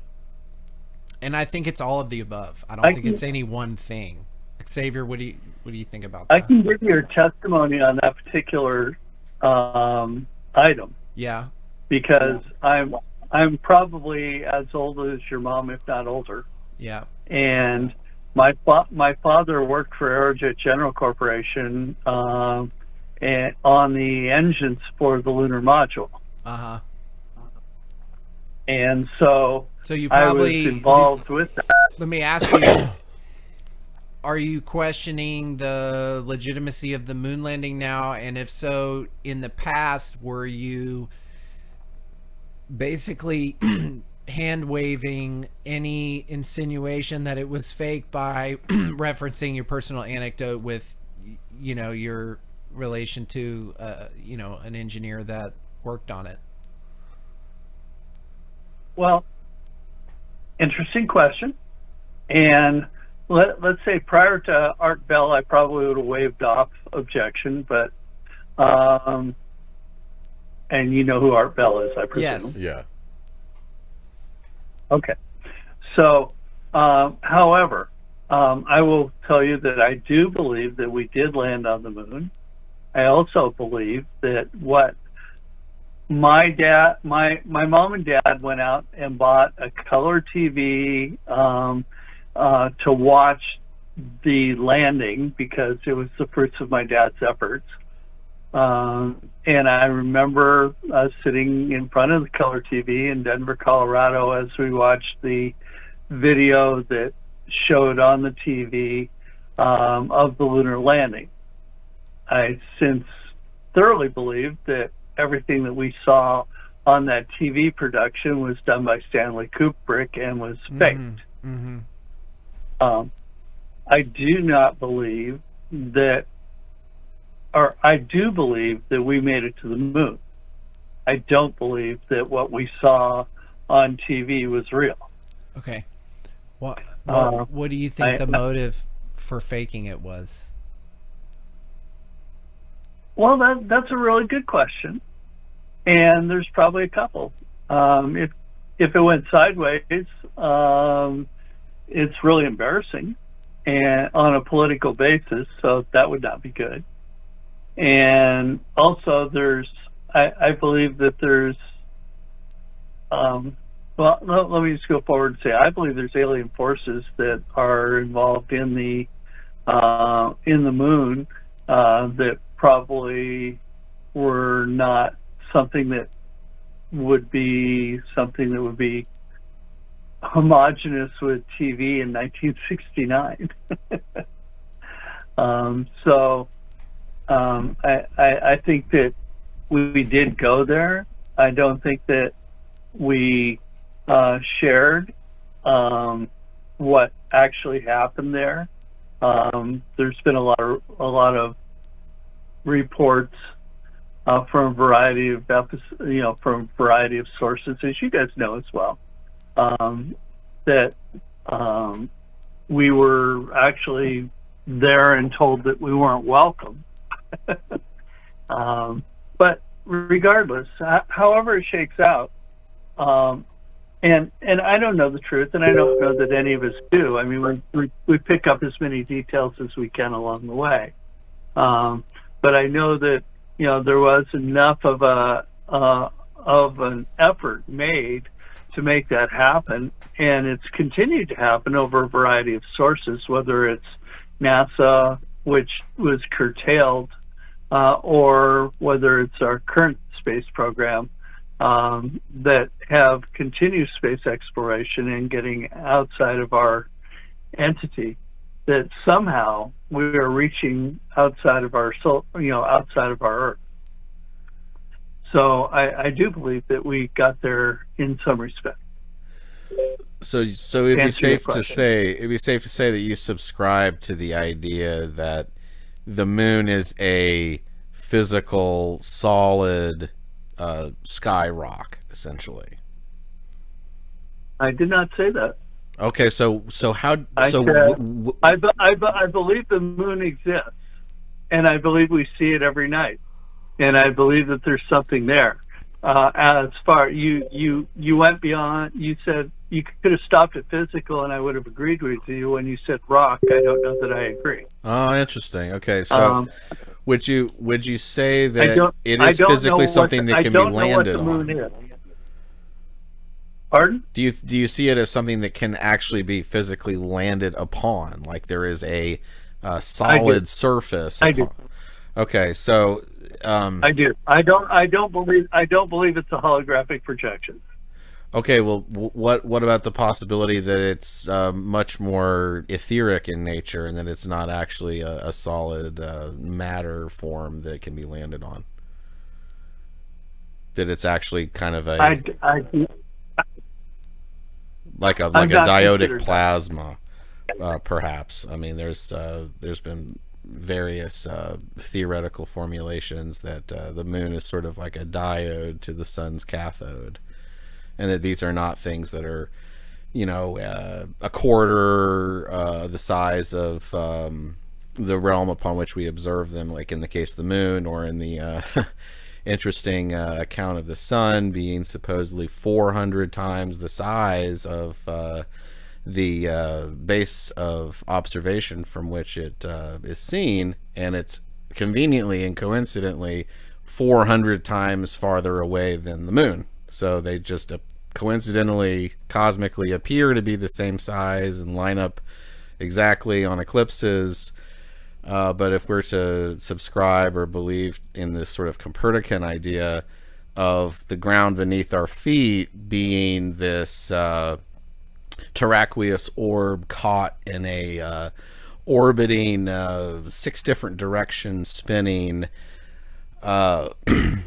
vacuous chasm kind of environment that's called space, and that actually the supposed universe in which these bodies exist is 99.9999999% empty space, I think maybe it's possible that our entire purview for these astronomical bodies are just misled, and that they're kind of saltus in demonstrando, or it's a logical leap. I mean, I would disagree with your premise there, and I would say that consistent with normal physics, most of space is 99.9999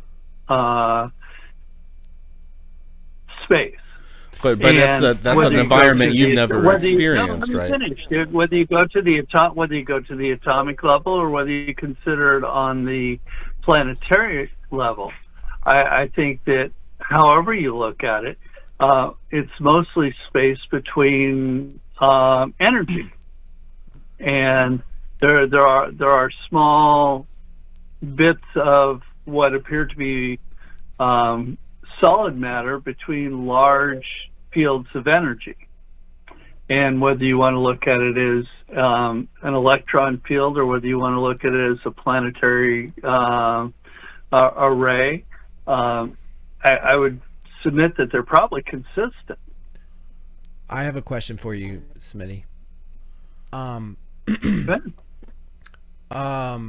You mentioned earlier that you believe we probably made it to the moon in some form or fashion, but that what you watched on TV was fake.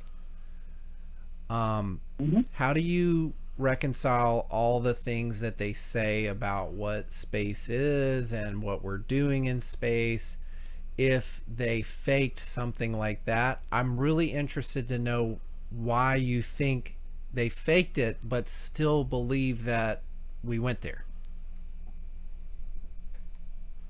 Well, I think that they faked that. Those that, as George Carlin said, the owners, I believe they fake a lot of stuff, and I don't think that, you know, most scientific how should I say it? Most scientific development is well beyond 50 years ahead of what we as a public are told. Sure. So you can pretty much say that we don't know what the most current science is. Sure. I mean, we all can probably agree on that. I do. So, and I've known enough people. I mean, I know people that have actually physically dealt with aliens. So I know that they exist. Where they're from, who they are, what they do, I don't know. But I know people that have physically, Area 51, dealt with them. And so I know that there's something beyond where we are. What that is and how it exists, well, that's where the questions begin. Right. Okay, well, that's fair. Agree there. That's fair. My thing is just looking at the historiography of physics, as it were. It developed very incrementally over time. I mean, for example, there were hundreds of years there where the top scientists believed that the cause of burning was derived from phlogiston. And it was only until the 18th century that was disproven to be actually it's oxygen. It's part of the noble gas composition of the air that we breathe, and the air in which all objects actually exist. So I would say that the propensity for scientific establishment consensus to be based on misdirected mass misconceptions is actually extremely high. And we're not giving enough credence to the vulnerability of the epistemology behind so-called scientific consensus. Well, I would agree with you. And, you know, we may not know some of the scientific, we will, no, let me not be questionable on that. We will not know some of the scientific truths of what we know today in 1,000 years from now. You know? We may have, you know, those what we know today may be disproven 1,000 years from now, or just 10. as what they knew, at the time of the birth of Christ has probably changed in our modern day knowledge. Right. I mean, that's kind of the crux of the issue is how much of what we think we know is really just hearsay regurgitation and, you know, telephone effect from prior epochs, and that we're just kind of regurgitating what we think is settled when in fact it's perhaps a mass misconception that's been operating all along. So right. So now we have what is it? What was the term that Art Bell used? About accelerating. Help me out here. You know what the term is. You guys know. Come on. Velocity. Matrix. No, it was like. I'm more familiar. How things are growing so much faster all the time. The acceleration of knowledge is coming in. It's sort of the quickening, or something similar to that. Yeah, exactly. The quickening. Thank you. I appreciate that. Yeah. We're enduring the quickening, and you know, I mean, if you look back 120 years, people were driving. You go back 140 years, and people were moving about in carts with horses. You go back 120 years, and people had developed an engine that enabled them to, a few of them, the wealthy, to move about in a vehicle that with skinny little tires. You go back, 80 years, and there were, actually. You go back again 120 years, and there were vehicles flying that filled up with hydrogen and flew all over the place. You go back 100 years, and then there were vehicles filling up with gasoline that flew around. So, but you go back thousands of years, and none of that existed. So we've had so much technological change up to that point, and up to 100 years ago. That was really, really primitive by our current standards, to the point where, we now have tic-tacs that can possibly be moving from dimension to dimension, or defying the speed of light and having time stand and moving through time. So it's. What do we know? It seems to be expanding, and it seems to be expanding at a very exponential rate. Well, I think there's a caveat there, but yeah, I see what you're saying. I would just say, if there are tic-tacs moving through time, space, to go beyond our physical understanding, it stands to reason, in my opinion, that if we think about thousands of years ago, we should be able to imagine that they existed then too, and that what we perceive to be stone carvings show that they did. Right. So I think that calls into question the entire historical narrative around everything, every epoch, every architectural artifact that is presented to us by, for example, the Smithsonian and National Geographic and the Scientific American, World Heritage Foundation, and the UN, and every all the yeah. Well, now you're painting with a really broad brush. Narrow it down, buddy. I mean, I understand what you're saying, but are you saying that there weren't giants? Are you saying that there weren't spacecraft back, 2,000 years ago? No, I'm saying the opposite. I'm saying the opposite. Quite the contrary. We're saying that the purview for what may have existed even a few hundred years ago is largely beyond our present ability to fully integrate. I think that we only have fragments and narratives. What I'm saying is, even what are said to be modern contemporary constructions, i.e. in the last 200 years, could be in fact much more ancient and related to a completely different civilization that could have had more advanced technology than we even have today. So this whole progression of technology that you're describing may be just a rediscovery of technology that has existed and been known about by past civilizations. That's what I'm saying. I totally agree with you. By the way, you guys are on Telegram, right? Yes. Yes.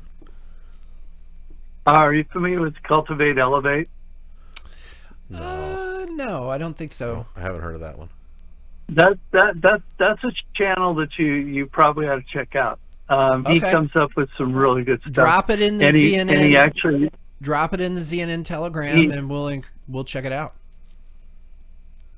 He posts about a number of things, of history, including the Chicago World's Fair, and a lot of the things that have been things I'm sure you're probably aware of, where there were things that are not possible today that were possible back then. Right. Hello. Correct. Right. Correct. I don't know how avid of a Zetetic.news listener you are, Smitty. We appreciate you calling in, but we've talked on a number of different episodes about the big quandary with the historical narrative around the world's architectural artifacts. Like, I mean, the pyramid is the most obvious, like, cliche one, right? But extending that to a number of even much more contemporary constructions, including and up to but not limited to the Biltmore in Asheville, North Carolina, the New York subway system, the church in Utah, what's it called, Xavier? The Mormons? The Mormon temple. Yeah, the Mormon temple, the Versailles, and I mean, even some of these, the Taj Mahal, some of these demolished buildings too that we have prior photographic evidence of in these basically dirt towns that are only populated by a few thousand people with horse and buggy, yet there stands this, marble monolith or something, this huge grand construction that there's no way that scale of personage could have assembled that with the available skill set, resources, and capabilities. And the only answer is more slaves who happen to be incredible artisans at the same time. Mastercraft slaves. Oh yeah, I mean, hello. Yeah, I mean, and so in that sense, the historical rabbit hole is really never ending. It's kind of Alice in Wonderland at that point, because there's really there's a paucity of replication of these constructions, which should be so much easier to do today than they were back then, and they were popping them up in 5, 6, 7 years. And it's already taken us 3 years to not even fully rebuild small segments of the Notre Dame, but supposedly we can't do today what they did then. Hello. Yeah. And it's kind of like, well, what were they using back then that allowed them this precision? We have 3D printers and CNC machines and advanced manufacturing, and we can't do that, right? It makes you wonder. No. Well, we just build cheaply now. And, those were just crazy, mean leaders and aristocrats back then that forced you to do it. Because those don't exist anymore. Those don't exist anymore today, right? So... Continue. You're absolutely right about all that, and we could go on for a long time, but on things that actually we've probably covered. But I wanted to move on to a different subject, if you wouldn't mind. Sure. And that is that you guys are. I appreciate you for the minds that you are, and I follow your channel periodically, and we're moving into, over the next year, something new, and I want to get a little bit of your opinion on this and what you see where we're going. So let me set the framework. we're entering a new financial system. There's a variety of, and I'm going to cover a couple of different things here, and then I'll let you attack it. First of all, how should I say? Okay, XRP is becoming the basis. Well, okay, no, let me back off of XRP. The BRICS are on the 24th of this month are having a conference where they're bringing in a new financial system. And so I don't know what that is exactly. I know that XRP is a part of that for the ability to pass, pass funds. Where is it? I made some notes here. Excuse me. I'm looking. Well, let's just start there. Okay, what do you see along the lines of the new financial system, and what's going to come out of the BRICS meeting that's coming on the 24th and 25th? Well, a few things.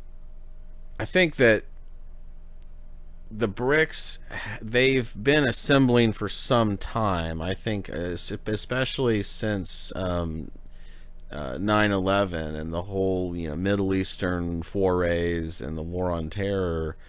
It's brought a lot of countries together, not necessarily because they're immediately ideologically aligned, but more that they kind of don't want to play by the bully's rules anymore, and that they want to have some kind of interoperability and trade autonomy amongst themselves without being under the sanction pulpit of the Western financial hegemony. And they're creating an alternative to kind of the SWIFT system and this. I think if you look at the M2 money supply, for example, the federal, denominated debts in the United States, they say they're nominally around 35 trillion. But when you account unfunded liabilities just in the U.S., that balloons to over 140. But then when you count the dollar-denominated debts internationally in the euro-dollar system amongst all the participating parties that traffic in dollars, you're now in the hundreds of trillions of dollars. So my thinking is that the BRICS are going to have to try to do something with their bond holdings. And I think that there are coadjutors within the Federal Reserve that are trying to play ball with this kick the can finally off the cliff sort of ritual that they've been able to kick the can and export inflation through this world reserve currency status for so long that they're starting to see the end of the road a little bit. They've only got so many kicks left before the can just goes all the way off the cliff. And I think they're going to try their damnedest to create worldwide destabilization and upsets towards this BRICS alliance that basically tries to keep them on the dollar plantation and the dollar debt denominated super hegemony in one way, shape, or form. Now, whether they're successful is a different question, but I think that it behooves the bully pulpit of the world reserve currency to fight tooth and nail to subvert any competition that seeks to unseat that, despite the fact that they know it's going to collapse at some point. So I think it's kind of in the same way that we see these big election cycles seem to get more and more polarizing and more contentious, they're creating a similar effect within the financial system. That it seems like every 4 years now, there's some big escalation. You know, the last 4 years saw this full-on weaponization of the dollar. The next 4 years, you might see, tariffs explode, for example, and a lot of these countries that were relying on the U.S. consumer base to sort of buoy them into a new system, maybe that rug gets pulled out a little bit, and that gives them more obstacles to contend with. So I think it's definitely a trend that's in place. But the de-dollarization trajectory, it is happening, but I don't think that it's quite as quick as maybe some of the anti-West, anti-dollar pundits would have it. I think that it is in place, and that we are going to see it especially in our lifetimes. But in terms of the next 5 years, I think the dollar system is going for broke. And they're going to try and enslave more and more people with as much debt as possible and bring everyone down with the ship with it. Smitty, one last comment before we go to our next caller. We want to drop them in, but your response to Xavier's answer to your question. Well, actually, I had one more thing that I thought was really important with regards to you guys. And that is that Theta. Mm-hmm. I mean, I'm sure you're involved with Theta to some degree as well. And I've come up with a theory on Theta, and I wanted to float it with you. Yeah, let's hear it. And that is that I think Theta is a software program that's supporting biological, neurologic control mechanism implanted into the human beings. Mm-hmm. And I think the physical meaning, that's the software. And I think the physical is a nano circuitry that is being put forth through the injections that we hear about, that from everything I've been able to read in the scientific papers, is able to build circuitry throughout the body with a nanographing composite that builds circuitry to then, I think Theta is the perfect software for making each person an edge node. Oh, I see. Yeah. Yes, no, we have had this discussion. I agree. And I'm gonna have to go to the next caller after I respond to that, Smitty. I appreciate you. Great call-in. Great Definitely. questions. Great discussion. But I would encourage you to go back and watch episode 22 with Big Dog 1111 from 3 years ago.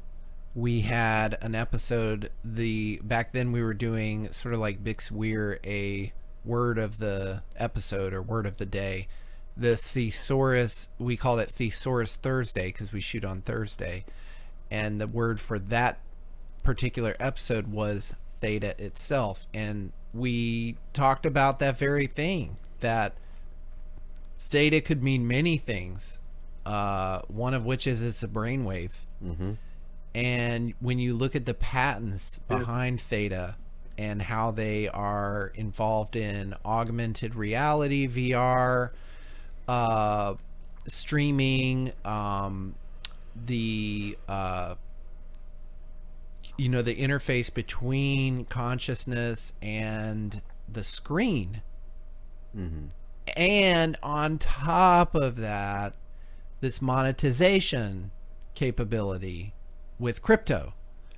And we didn't talk about it, but I did post in the Telegram a chart presented by BlackRock at a investment conference where they showed that digital asset adoption is actually outperforming mobile phones and the internet. So this would not be allowed to happen if there were not long-term plans for it. So I think you're onto something there, and I appreciate you bringing that up.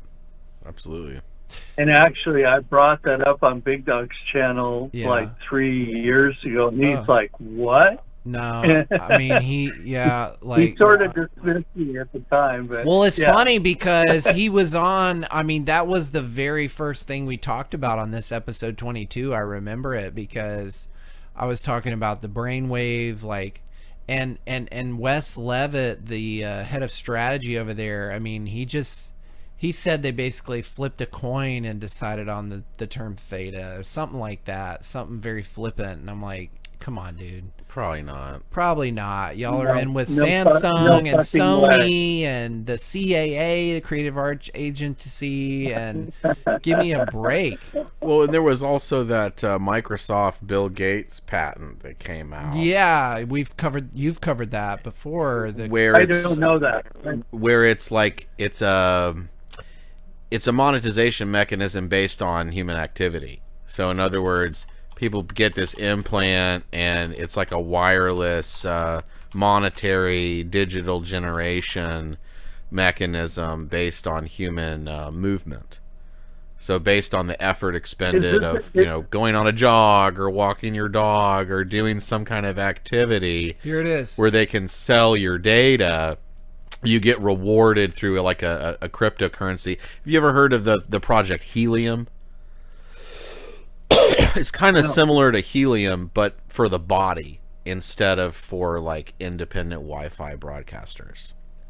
So if you were to who has it? Was that a Microsoft patent or a Theta patent? Microsoft. That's a Microsoft patent. So but Samsung is very much tied to Theta in a lot of ways. So this came out shortly before the whole Cerveza virus putsch, and before Theta's really first big rise. So I think that there is a connection here, and that maybe the attention economy will eventually be used as a kind of implicit UBI, as it were, and by Theta rewarding people for their viewership. If that becomes, if that metastasizes in the same way that, say, a YouTube is dominating today, then ostensibly people basically could get paid daily to engage with content, and the data therein basically is remunerated back to the people who generate it. So I think it's a superior model than the social media stuff today. This is another thing that came out recently related. Terrifying look at how Meta smart glasses can reveal personal details about strangers on the street, even home addresses. Very Black Mirror, this whole interconnectedness with media, entertainment, and the real world. Yeah. I mean, Black Mirror is also like, it's very much kind of like through a lens darkly sort of predictive programming. You know, they're showing you kind of like the inevitable downsides. This is where we're going. But just so you know, these kind of negative things are probably going to start occurring. You know, it's a way of them sort of to absolve themselves of their how they wrongdoing. sleep at night, yeah, as they told us. Yeah. They told us in a veiled, entertainment, supposedly fictional depiction that they've run through their ethics boards and have realized that these are going to be some downsides to the new social engineering that they want to implement long term. You know what I thought we'd do? I thought we'd just drop in the other caller, and we'll leave Smitty on. We can have a group talk. Sure, round table. Area code 705. I appreciate you waiting 52 minutes to join us. Sorry we're a little bit long-winded, but we've just been having such a great time here. Welcome to Zetetic.news episode 49. Tell us, say hi, and what would you like to discuss today? Oh, what's up, boys? It's Max Theta calling in. I'm glad you left me on with Crypto Smitty. Hey, buddy, how you doing? I'm doing great, man. All right. Yeah, I've had fun listening to the whole show. I'm taking a blast off my pipe here, and then I'm gonna go outside. I'm gonna go get one too. I'm coming at you guys. I'm coming at you guys over a satellite internet, so there's going to be a bit of a delay. And I'm in the middle of nowhere. We've talked before. I've called in. Sweet. Yeah, we're out in the Canadian wilderness. It's a special night. First The northern real, lights are out. it's the first night that really feels like fall out where we are. The temperatures are now in the 50s, which is very nice. Yeah, it's kind of dipped. It's kind of dipped a little bit just recently. I think 2 days ago was the first time that overnight the windows started getting a little bit of condensation on them. Mm-hmm. Bro, tell us about the Northern Lights. North. Yeah, we got the Northern Lights going crazy right now. I'm so fucking jealous. Yeah, because what is it? AR-3842 just blasted off a sustained CME. It was just from an X1.2, even though we had an X7 and an X9 that were about a week ago, but that was just on the X-ray scale. It wasn't the amount of ejecta. So. But we just got a little tiny X2, and all of a sudden my skies are pink now, 2 days later. So solar wind speed of about 900 kilometers an hour. And I'm under it now. I'm under it now in my weed garden right now, looking up at the fucking Northern Lights dancing all green and fucking pink. Jesus Christ, boys! It's Listening like to fucking CNN. dancing tie-dye over my head. That's I've got shots up on my Twitter account right now. You gotta do a smoked fish NFT with the Northern Lights. Yeah. Got to do one of those. Okay, so I know everyone was really passionate about whether the moon landing happened or whether it was live or faked, or maybe it's just a diode to the sun's cathode or whatever. I've been studying solar physics for like 20 years, and I've watched all these things pop off, and I've found that with a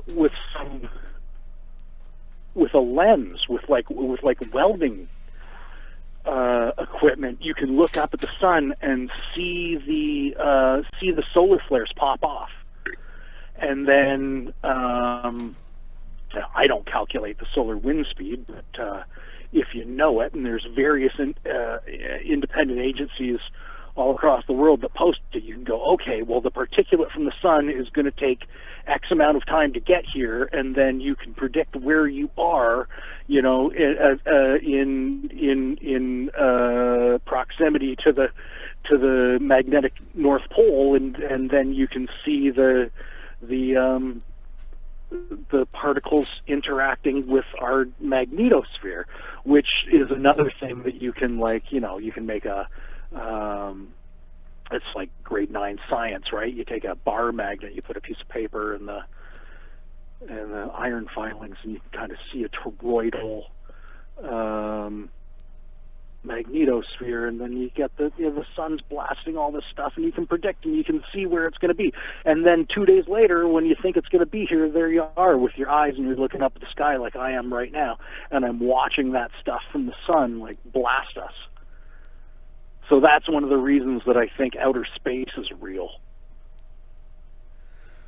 Interesting. I mean, the main kind of epistemological critique is that we don't have any direct capability to backtest any of these astronomical bodies. We have to basically trust the multi-billion-dollar charlatan authority over what they say is happening regarding space. We can see a lot of things. can see a lot of We have things. to trust Copernicus too. Oh, we also have, so yes. the moment that we have to had trust tinted Copernicus, glass Pythagoras, in the Philolaus, 1600s, we were able to observe spots on the sun because you can see them with your naked eye, but you just need tinted enough lenses to be able to, look at it for any length of time, right, without going blind. So as soon as we got smoky glass, we immediately were like, let's check out the sun, and then we did. So that's why we have these records of solar cycles that go back not only in 11-year highs and lows, maximums and minimums, but then we've got grander cycles that go, 8 times beyond that into iceberg cycles, we call them. And we can only recognize those cycles because we've had tinted glass for 450 years now to be able to observe that and create a pattern out of 88-year cycles, well, right? that's okay. That's okay. What's the that's beef? super interesting. Well, you're right. I mean, the ancients, purportedly like the Chaldeans and the Mayans, they had extremely sophisticated predictive charts that went in 26-year cycles, for example.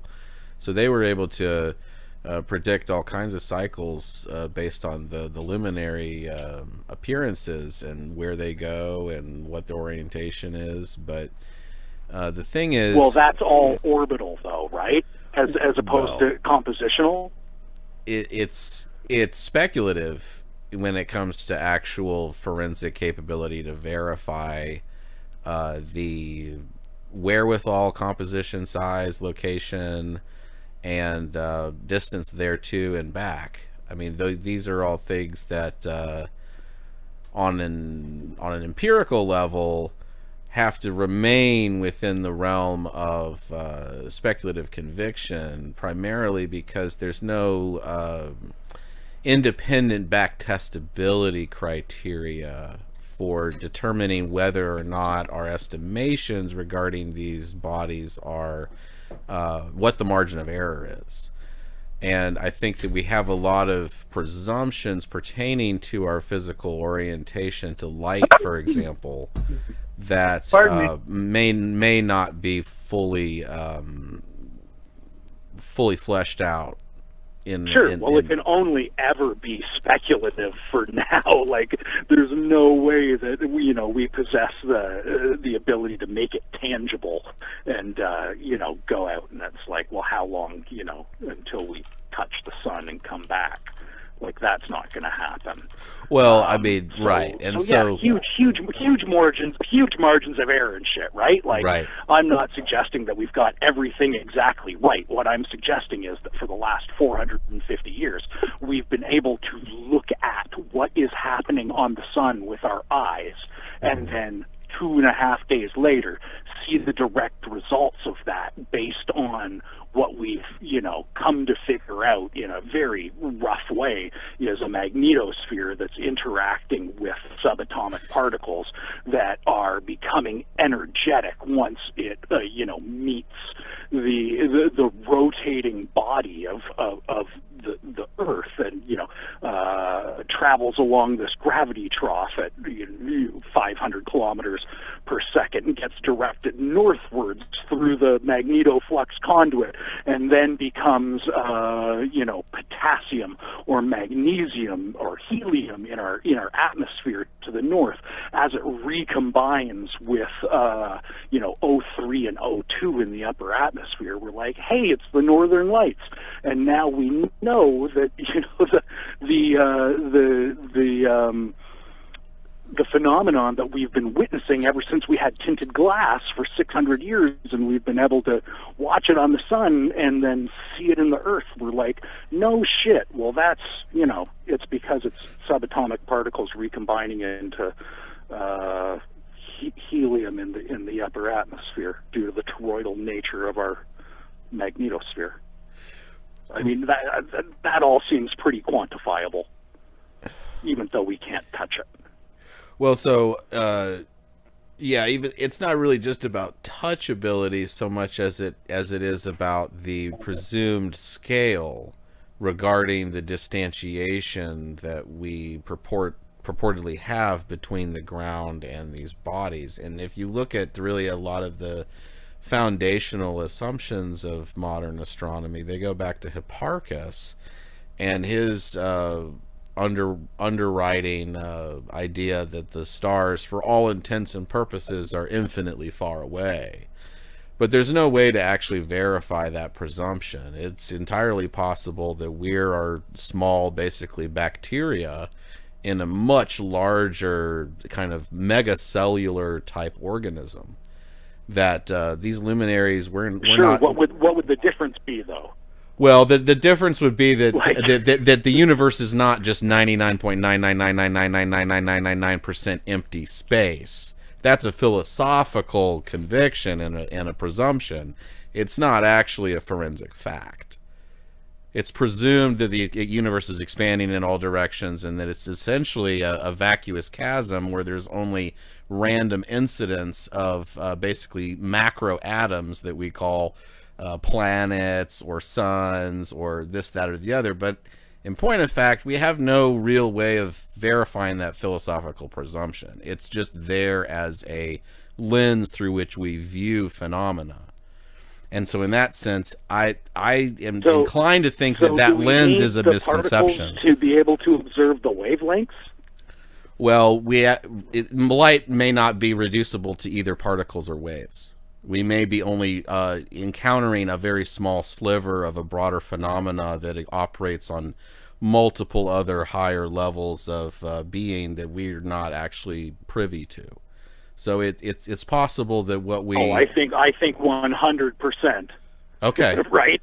Like there's no way that reality is observable to us, even or to the instruments that we could ever create. Okay. I think that's a good point of agreement there, and I understand the sort of structure of scientific revolutions, right? And, from a historiographical point of view, I appreciate the grandiosity, perhaps, of the egregore, the sort of thought form content behind something like the heliocentric revolution, right? It sort of decenters the whole bias of man as the measure of all things. It brings in a kind of a non-theistic idea of like a mediocrity principle, that maybe we're not as central or as important as we think we are.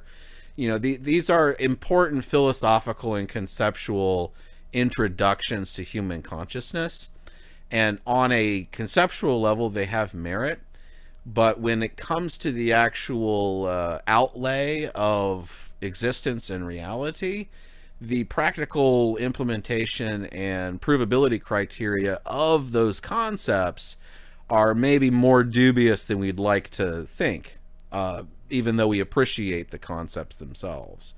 So I think that's kind of going on beneath the surface of this kind of most recent, like 400-year cycle of scientific consciousness, is that we're confronting maybe a sense of scalar insignificance about our existence. Now, the true situation of that so-called insignificance, I think, is not fully in accordance with the ideas implicit within the whole heliocentric or acentric universe. I think that there's maybe a little bit more something to the idea of radical immanence as opposed to a sort of supermaterial transcendence that you see in atomism and, broadly speaking, astrophysicalism.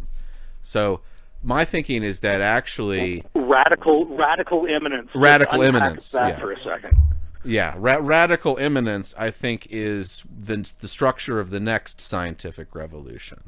And that we're coming to grips that, well, maybe it is important for us to kind of have a sense of, smallness in the grand scheme of things. Maybe it is important for us to entertain the fact that we don't fully know and have a an inventory of all of the mechanisms of the causes of motions and movements and everything, but we can portend to have that knowledge. We can seek it. So I think that's an important driver from the last scientific revolution into the present. But I think what we're encountering is a need to revise and sort of reverse engineer some of the assumptions that undergird our operating principles. So that may, in fact, call into question, for example, the depiction of the universe as being solely in accordance with this kind of orbs in the void cosmology. Maybe that presumption is a hasty conclusion, for example. And maybe we're encountering something that's much more similar to an organism that's on such an incredible scale that we've only been able to imagine an orbs in the void type cosmology in its place. So I think as our technologies and data processing catches up, maybe we realize our outlay patterns are not exactly accurate, but that the scale perhaps is in a similar ballpark, just not up and out, but perhaps directly within our live purview. And that's what I mean by radical imminence, is that the territory is infinite. Okay. Well, I mean, you're essentially, to me, describing the that our entire reality is a blink in the eye of Vishnu. Well, yeah. I mean, I guess you could kind of frame it that way. Sure. So I just want to bring this full circle, and I'm here observing the northern lights with my eyes right now. Right. And that's because we're at the top of an 11-year solar cycle where we're just getting blasted. And I remember hearing at the beginning of the show about a decades-long financial cycle. Right. And there is something, there's a super cycle within the 11-year solar cycle. It's called a Gleisberg cycle. And so that's if the solar cycle's 11 years, Gleisberg's 88. So it's an 8-year,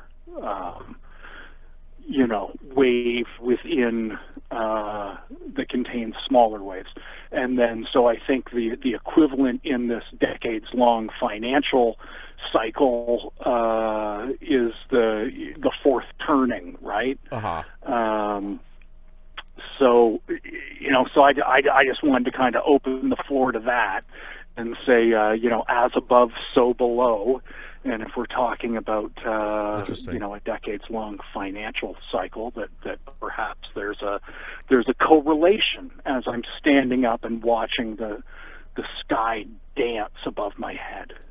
Just because I question the moon landing and the true nature of what they say is space doesn't mean I exclude or dismiss the idea that the rotation or the movements rather of the celestial bodies and the perturbations of this thing we call the sun have effect on human consciousness. Right. I think absolutely they do. I agree. And there are a lot of very intuitive people. The Dutch, the same people that invented the tinted glass to be able to watch the coronal mass ejections puff off the sun, have a word for sun sickness. The same way that we talk about lunacy. Oh, right? yeah. No, I literally... moon craziness. There's Absolutely. a Dutch word called Sulianusience, and that's solar craziness. And that's happening right now. No, 100%, and it's a perennial joke between me and my wife. We have 3 young children, and when they start acting like demons, and it's inexplicable. I mean, sometimes it's explicable because Check of the KP index. Yeah, we I have too, so oh, I understand the sentiment. You know, they, man, and then we look it up, and it's like some crazy celestial event, like, oh, it's a blue moon, or it's a red moon, or it's an eclipse, or you know, all this stuff.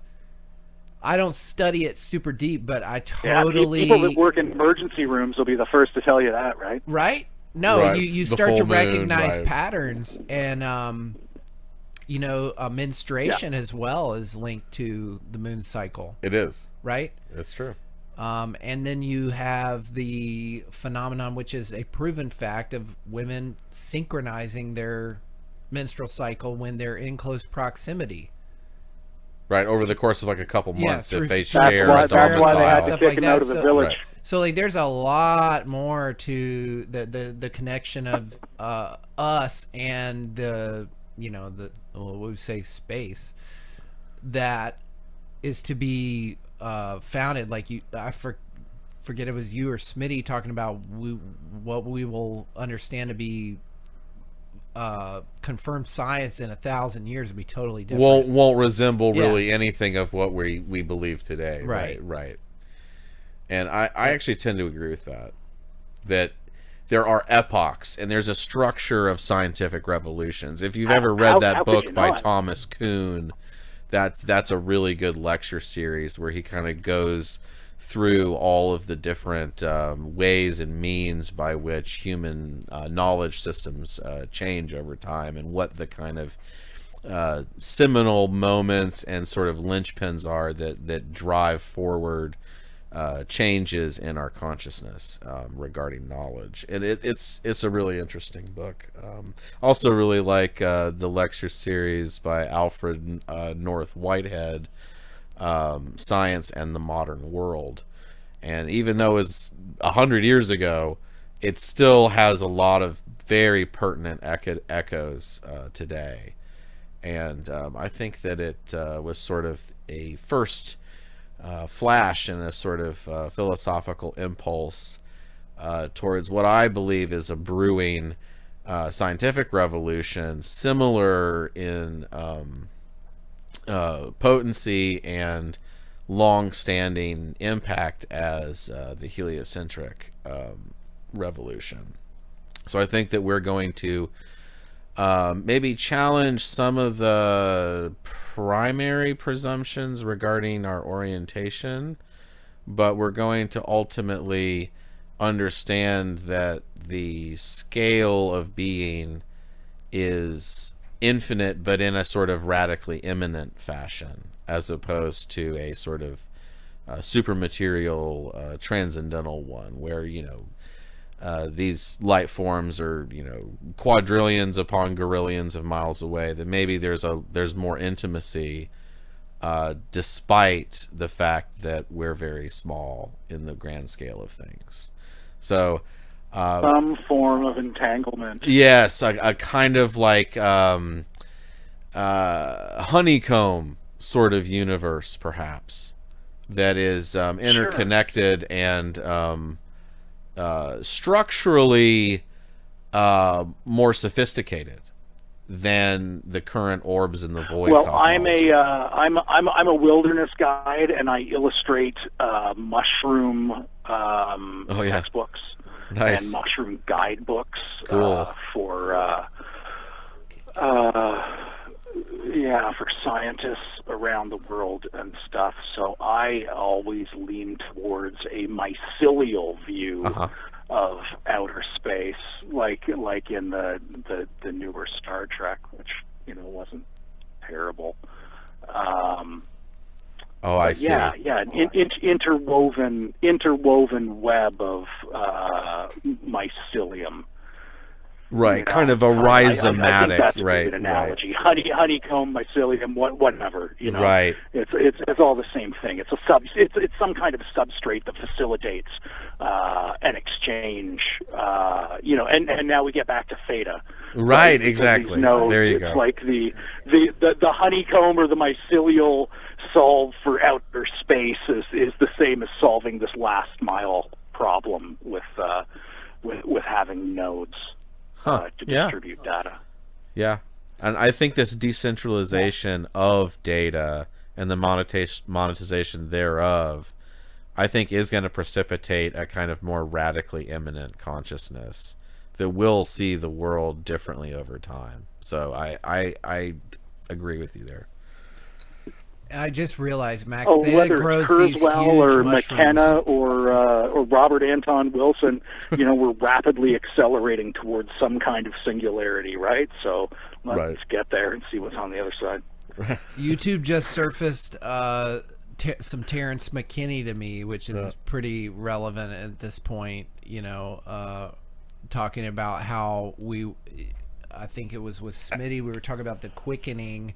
Alan Watts as well. Yeah, and his whole I Ching exercise with the mushrooms and the novelty of the various epochs and how they painted a certain rhythm, bifurcated in the time spiral. Yeah. I think that he was correct when Time Wave Zero anticipated the end of the world in 2012. But I think that the only thing he didn't get was negative values, because there was a chart with no negative values. So what I actually did way back then in 2012, 2013 was invert that and plot it as it happens in a post 2012 world, right? And so just take all those fractals and then you get the reverse time wave. We're actually in the upside down right now, right? So did it say? Because one of the crazy things in 2010, I was big into Time Wave Zero in 2010. I'd been listening and reading Terrence for years and years and years. And I went into work one day, and this was in February of 2010, and the chick that I was working with, still my friend, really open-minded and, woo-woo back then, and I was like, hey, in a couple months, the fucking novelty thing just drops off the scale, and there's this huge plummet towards novelty, and we were like, oh my God, what happens on March 10th? What happens on March 10th? And we were, every day it was like we were watching Time Wave Zero progress, and we were like, what is this major event? And then we both got to work on March 10th of 2010. I think I've got that date right. And it was the fucking Fukushima disaster. It was either 10th And we or were 11th. like, holy shit, bro. We've been like, this is the make or break, like, should I believe this theory or not day. And it was, fucking 8-point earthquake in Japan. Even if it was off by a day or two. Even if it was off by a day or two, it warrants consideration. Oh yeah, for sure. But it was 100% like bang on to the hour. Wow. And so I plotted it backwards. So I always thought McKenna and the Mayans and everyone were right, and the world ended in 2012. Well, we all weren't paying attention, and we've been in the upside down ever since. I'd love to see what the I So Ching that's said where I about am. 2020 and then solidly upside 2025 if, like, the government controls the weather. Right, 2025, that seems pretty significant too. Right. Yeah. Speaking of, Just you take mentioned that the shit, mirror it, flip it upside down. You mentioned the Northern Lights. I mean, you never know. It could be the U.S. Air Force manipulating the ionosphere. Right. They have. Well, it all seems to be coming out of the direction of Alaska right now. So Which is very where well HARP could be. is, right? Not ruling it out. Right. Yeah, I'm not ruling it out. I'm agnostic. I just, there's, I certainly don't think that I know what the fuck's going on, but every once in a while there's a few things that I'm pretty sure are not going on. And those are things like elections and right. You mean hurricane relief? Exactly. Things that are not going on. Right. Tax cuts. Yeah. Right. Yeah. Exactly. Monetary sanity. I mean. Right. Affordability. Right. Well, you can only create your own reality, and that's why I'm out here in the middle of the Canadian wilderness, and I've been here for 13 years. That's rad. It just occurred to me, man. I've seen you on I've seen you on Twitter and whatnot. You growing some huge mushrooms, and didn't you do a Camp Theta event? Don't you own some like lake property? Yeah, I've been doing that for 3 years. And I've actually got the longest running token gated video series in history. Wow. Like in the history of the blockchain. I'm the guy that has done that. So it's the story of me moving out here and building an off-grid house, and that's amazing. Yeah, and then I kind of get further and further away from it. So I go on the series. Eventually, I go on further and further adventures. I'm up by the Great Lakes in northern Ontario. So then, I get down to the Great Lakes, and then in my canoe, and then I kind of got bored of going around here and wanted some fun stuff for the winter. So I went down to Panama, and then I filmed season 3 in Panama, and I went into the interiors and lived with some indigenous tribes, hunting iguanas and stuff, and at the tops of mountains in some national parks where white people generally don't go. So that was fun. I'm going back for 4 months this winter to film after I go to ThetaCon in Vegas. Oh wow, dude, that's crazy. Wow. Yeah, you're the first tribesman so powered by back Theta. From that, I've got a 2-month-long canoe expedition here in northern Ontario, where we're trying to put on about 1,000 kilometers. So rad. Have you big year. have you met with the CEO of Theta, Mitch Liu? Yeah, so I've talked to Mitch on a few occasions. Like, I was one of the first people to drop on Theta Drop. I had my artwork on Theta Drop before Katy Perry got on there.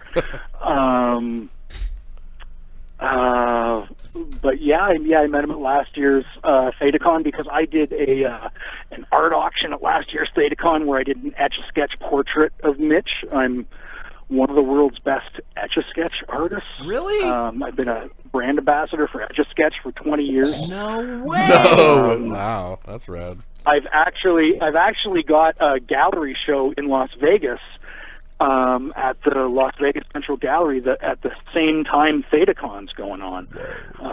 So that's one of the reasons I want to get down there, is to just go hang out with the show for a day or two. Well, if you're looking on screen, we've got a video component to the show. I just got this in the mail. Oh, I'm not. I'm like 100 feet away from my house right now. Okay. Well, what I'm showing to you, Smitty, but to the viewers, I've got a signed poker chip from Mitch Liu, the CEO. Oh, you got one of the poker chips. The CEO of Theta. I redeemed this like probably in 2022, but I had a bunch of shipping issues and everything. I had to file a support ticket. But I finally got it. I got 2 of these things. One of them I redeemed. One of them I think is still existing as an NFT. Wow. But since we're talking about Theta, and you said you talked to Mitch himself, I thought I would show the audience this. Yeah. So what was your conversation about? Did you mention that Theta's going to be like an implantable nanotechnology that's gonna... I did not happen to mention that. I drew a portrait of him on the Etch-a-Sketch. Oh wow! And, whoa! He happened to. That was one of last year's art exhibitions at the Hotel Van Zandt in Houston, Texas. And so I auctioned that off. So I did a time lapse of me.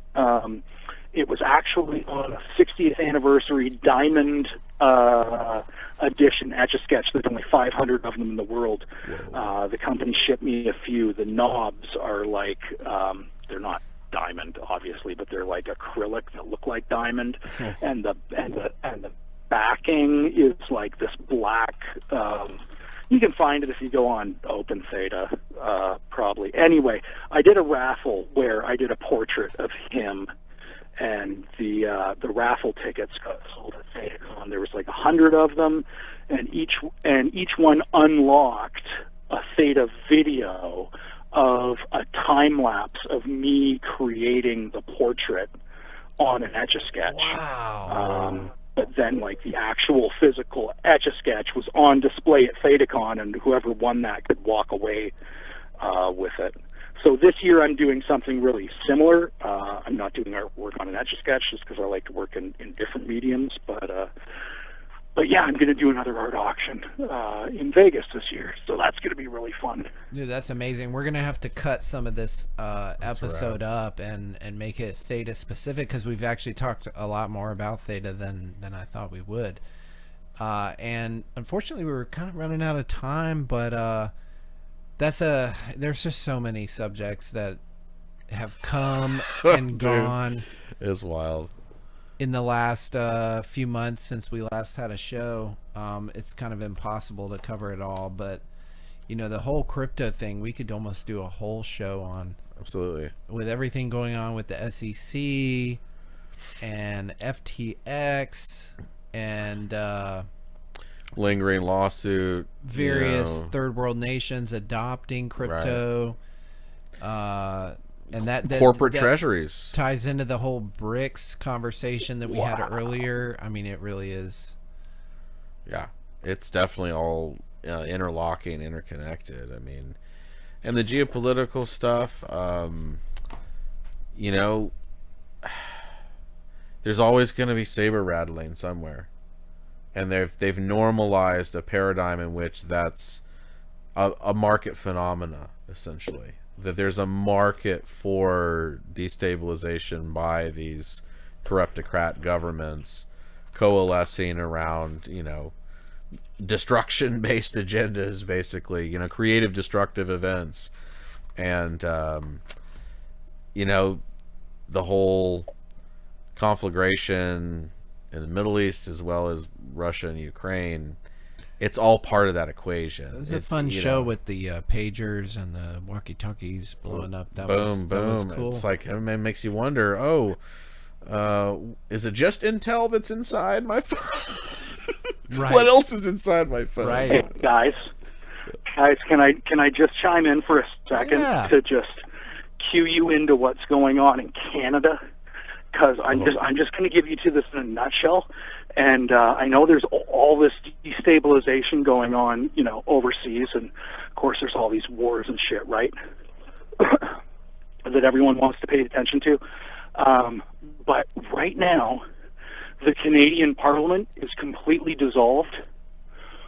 It's not functioning. Our House of Commons is not functioning because we've stopped everything to look into a scandal where our Liberal government, Justin Trudeau's government, has embezzled $1 billion in a green energy slush fund. Yep. And he basically earmarked $1 billion, and all the Liberal members of Parliament doled it out to themselves and their friends and family. Yep. You know, if their friend had a YouTube channel, they were like, you get $100 million. Mm-hmm. And so they've been pegged for embezzlement, and the opposition party is like, can you release all the documents surrounding the financials for this, you know, $1 billion slush fund?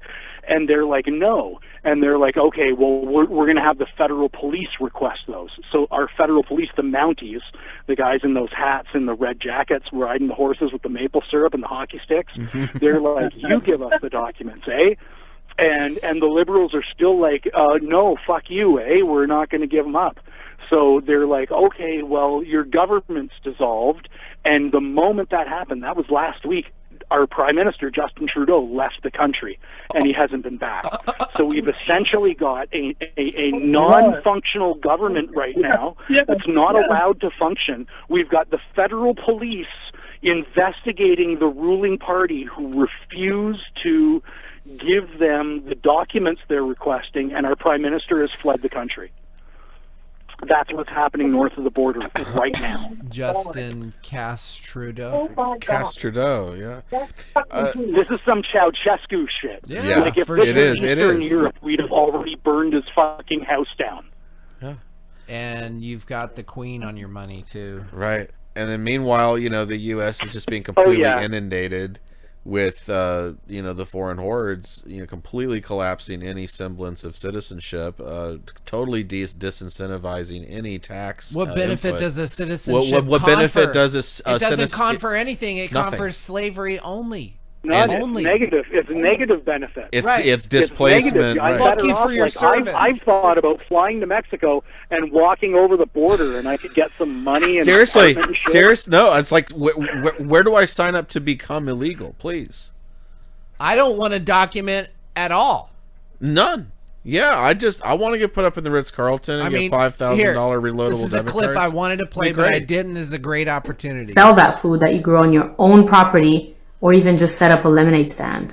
And now, you virtually can't do anything without asking for the government's permission first. So, if you still think you're free, you're deluding yourself.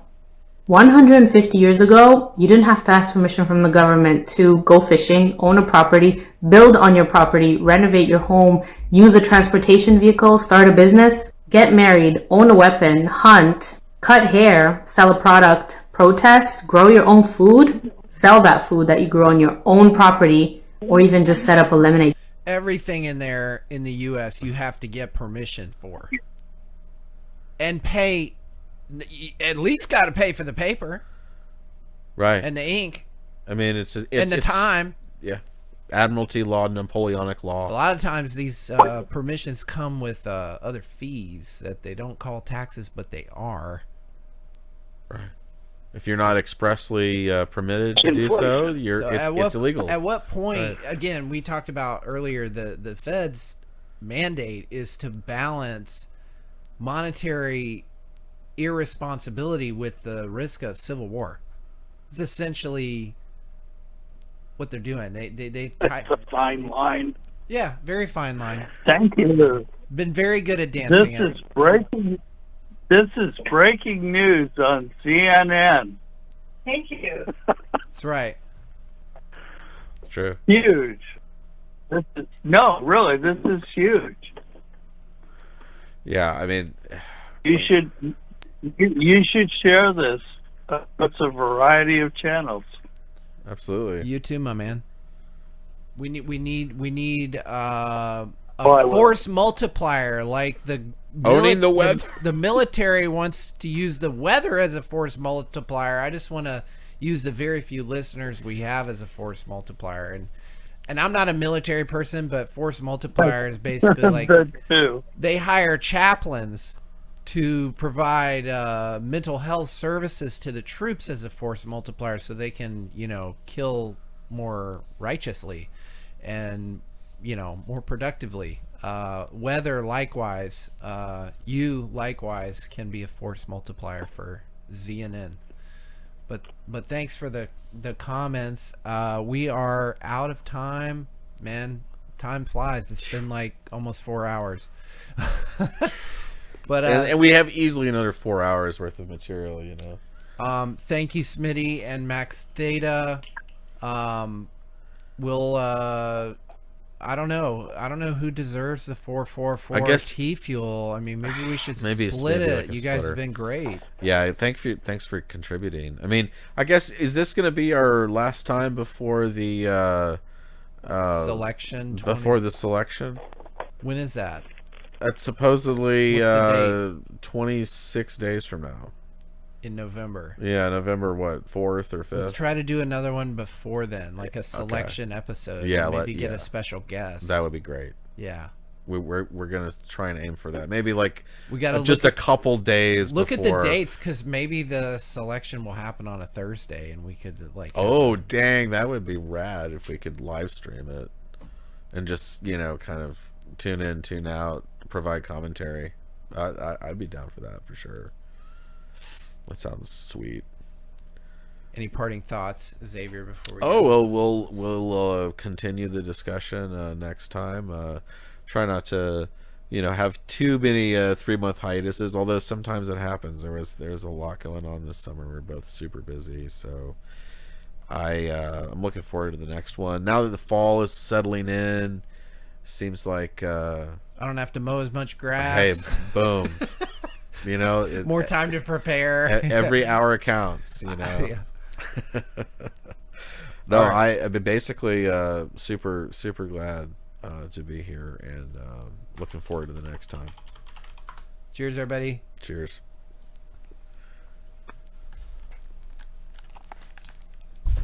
Three hours and 40 minutes.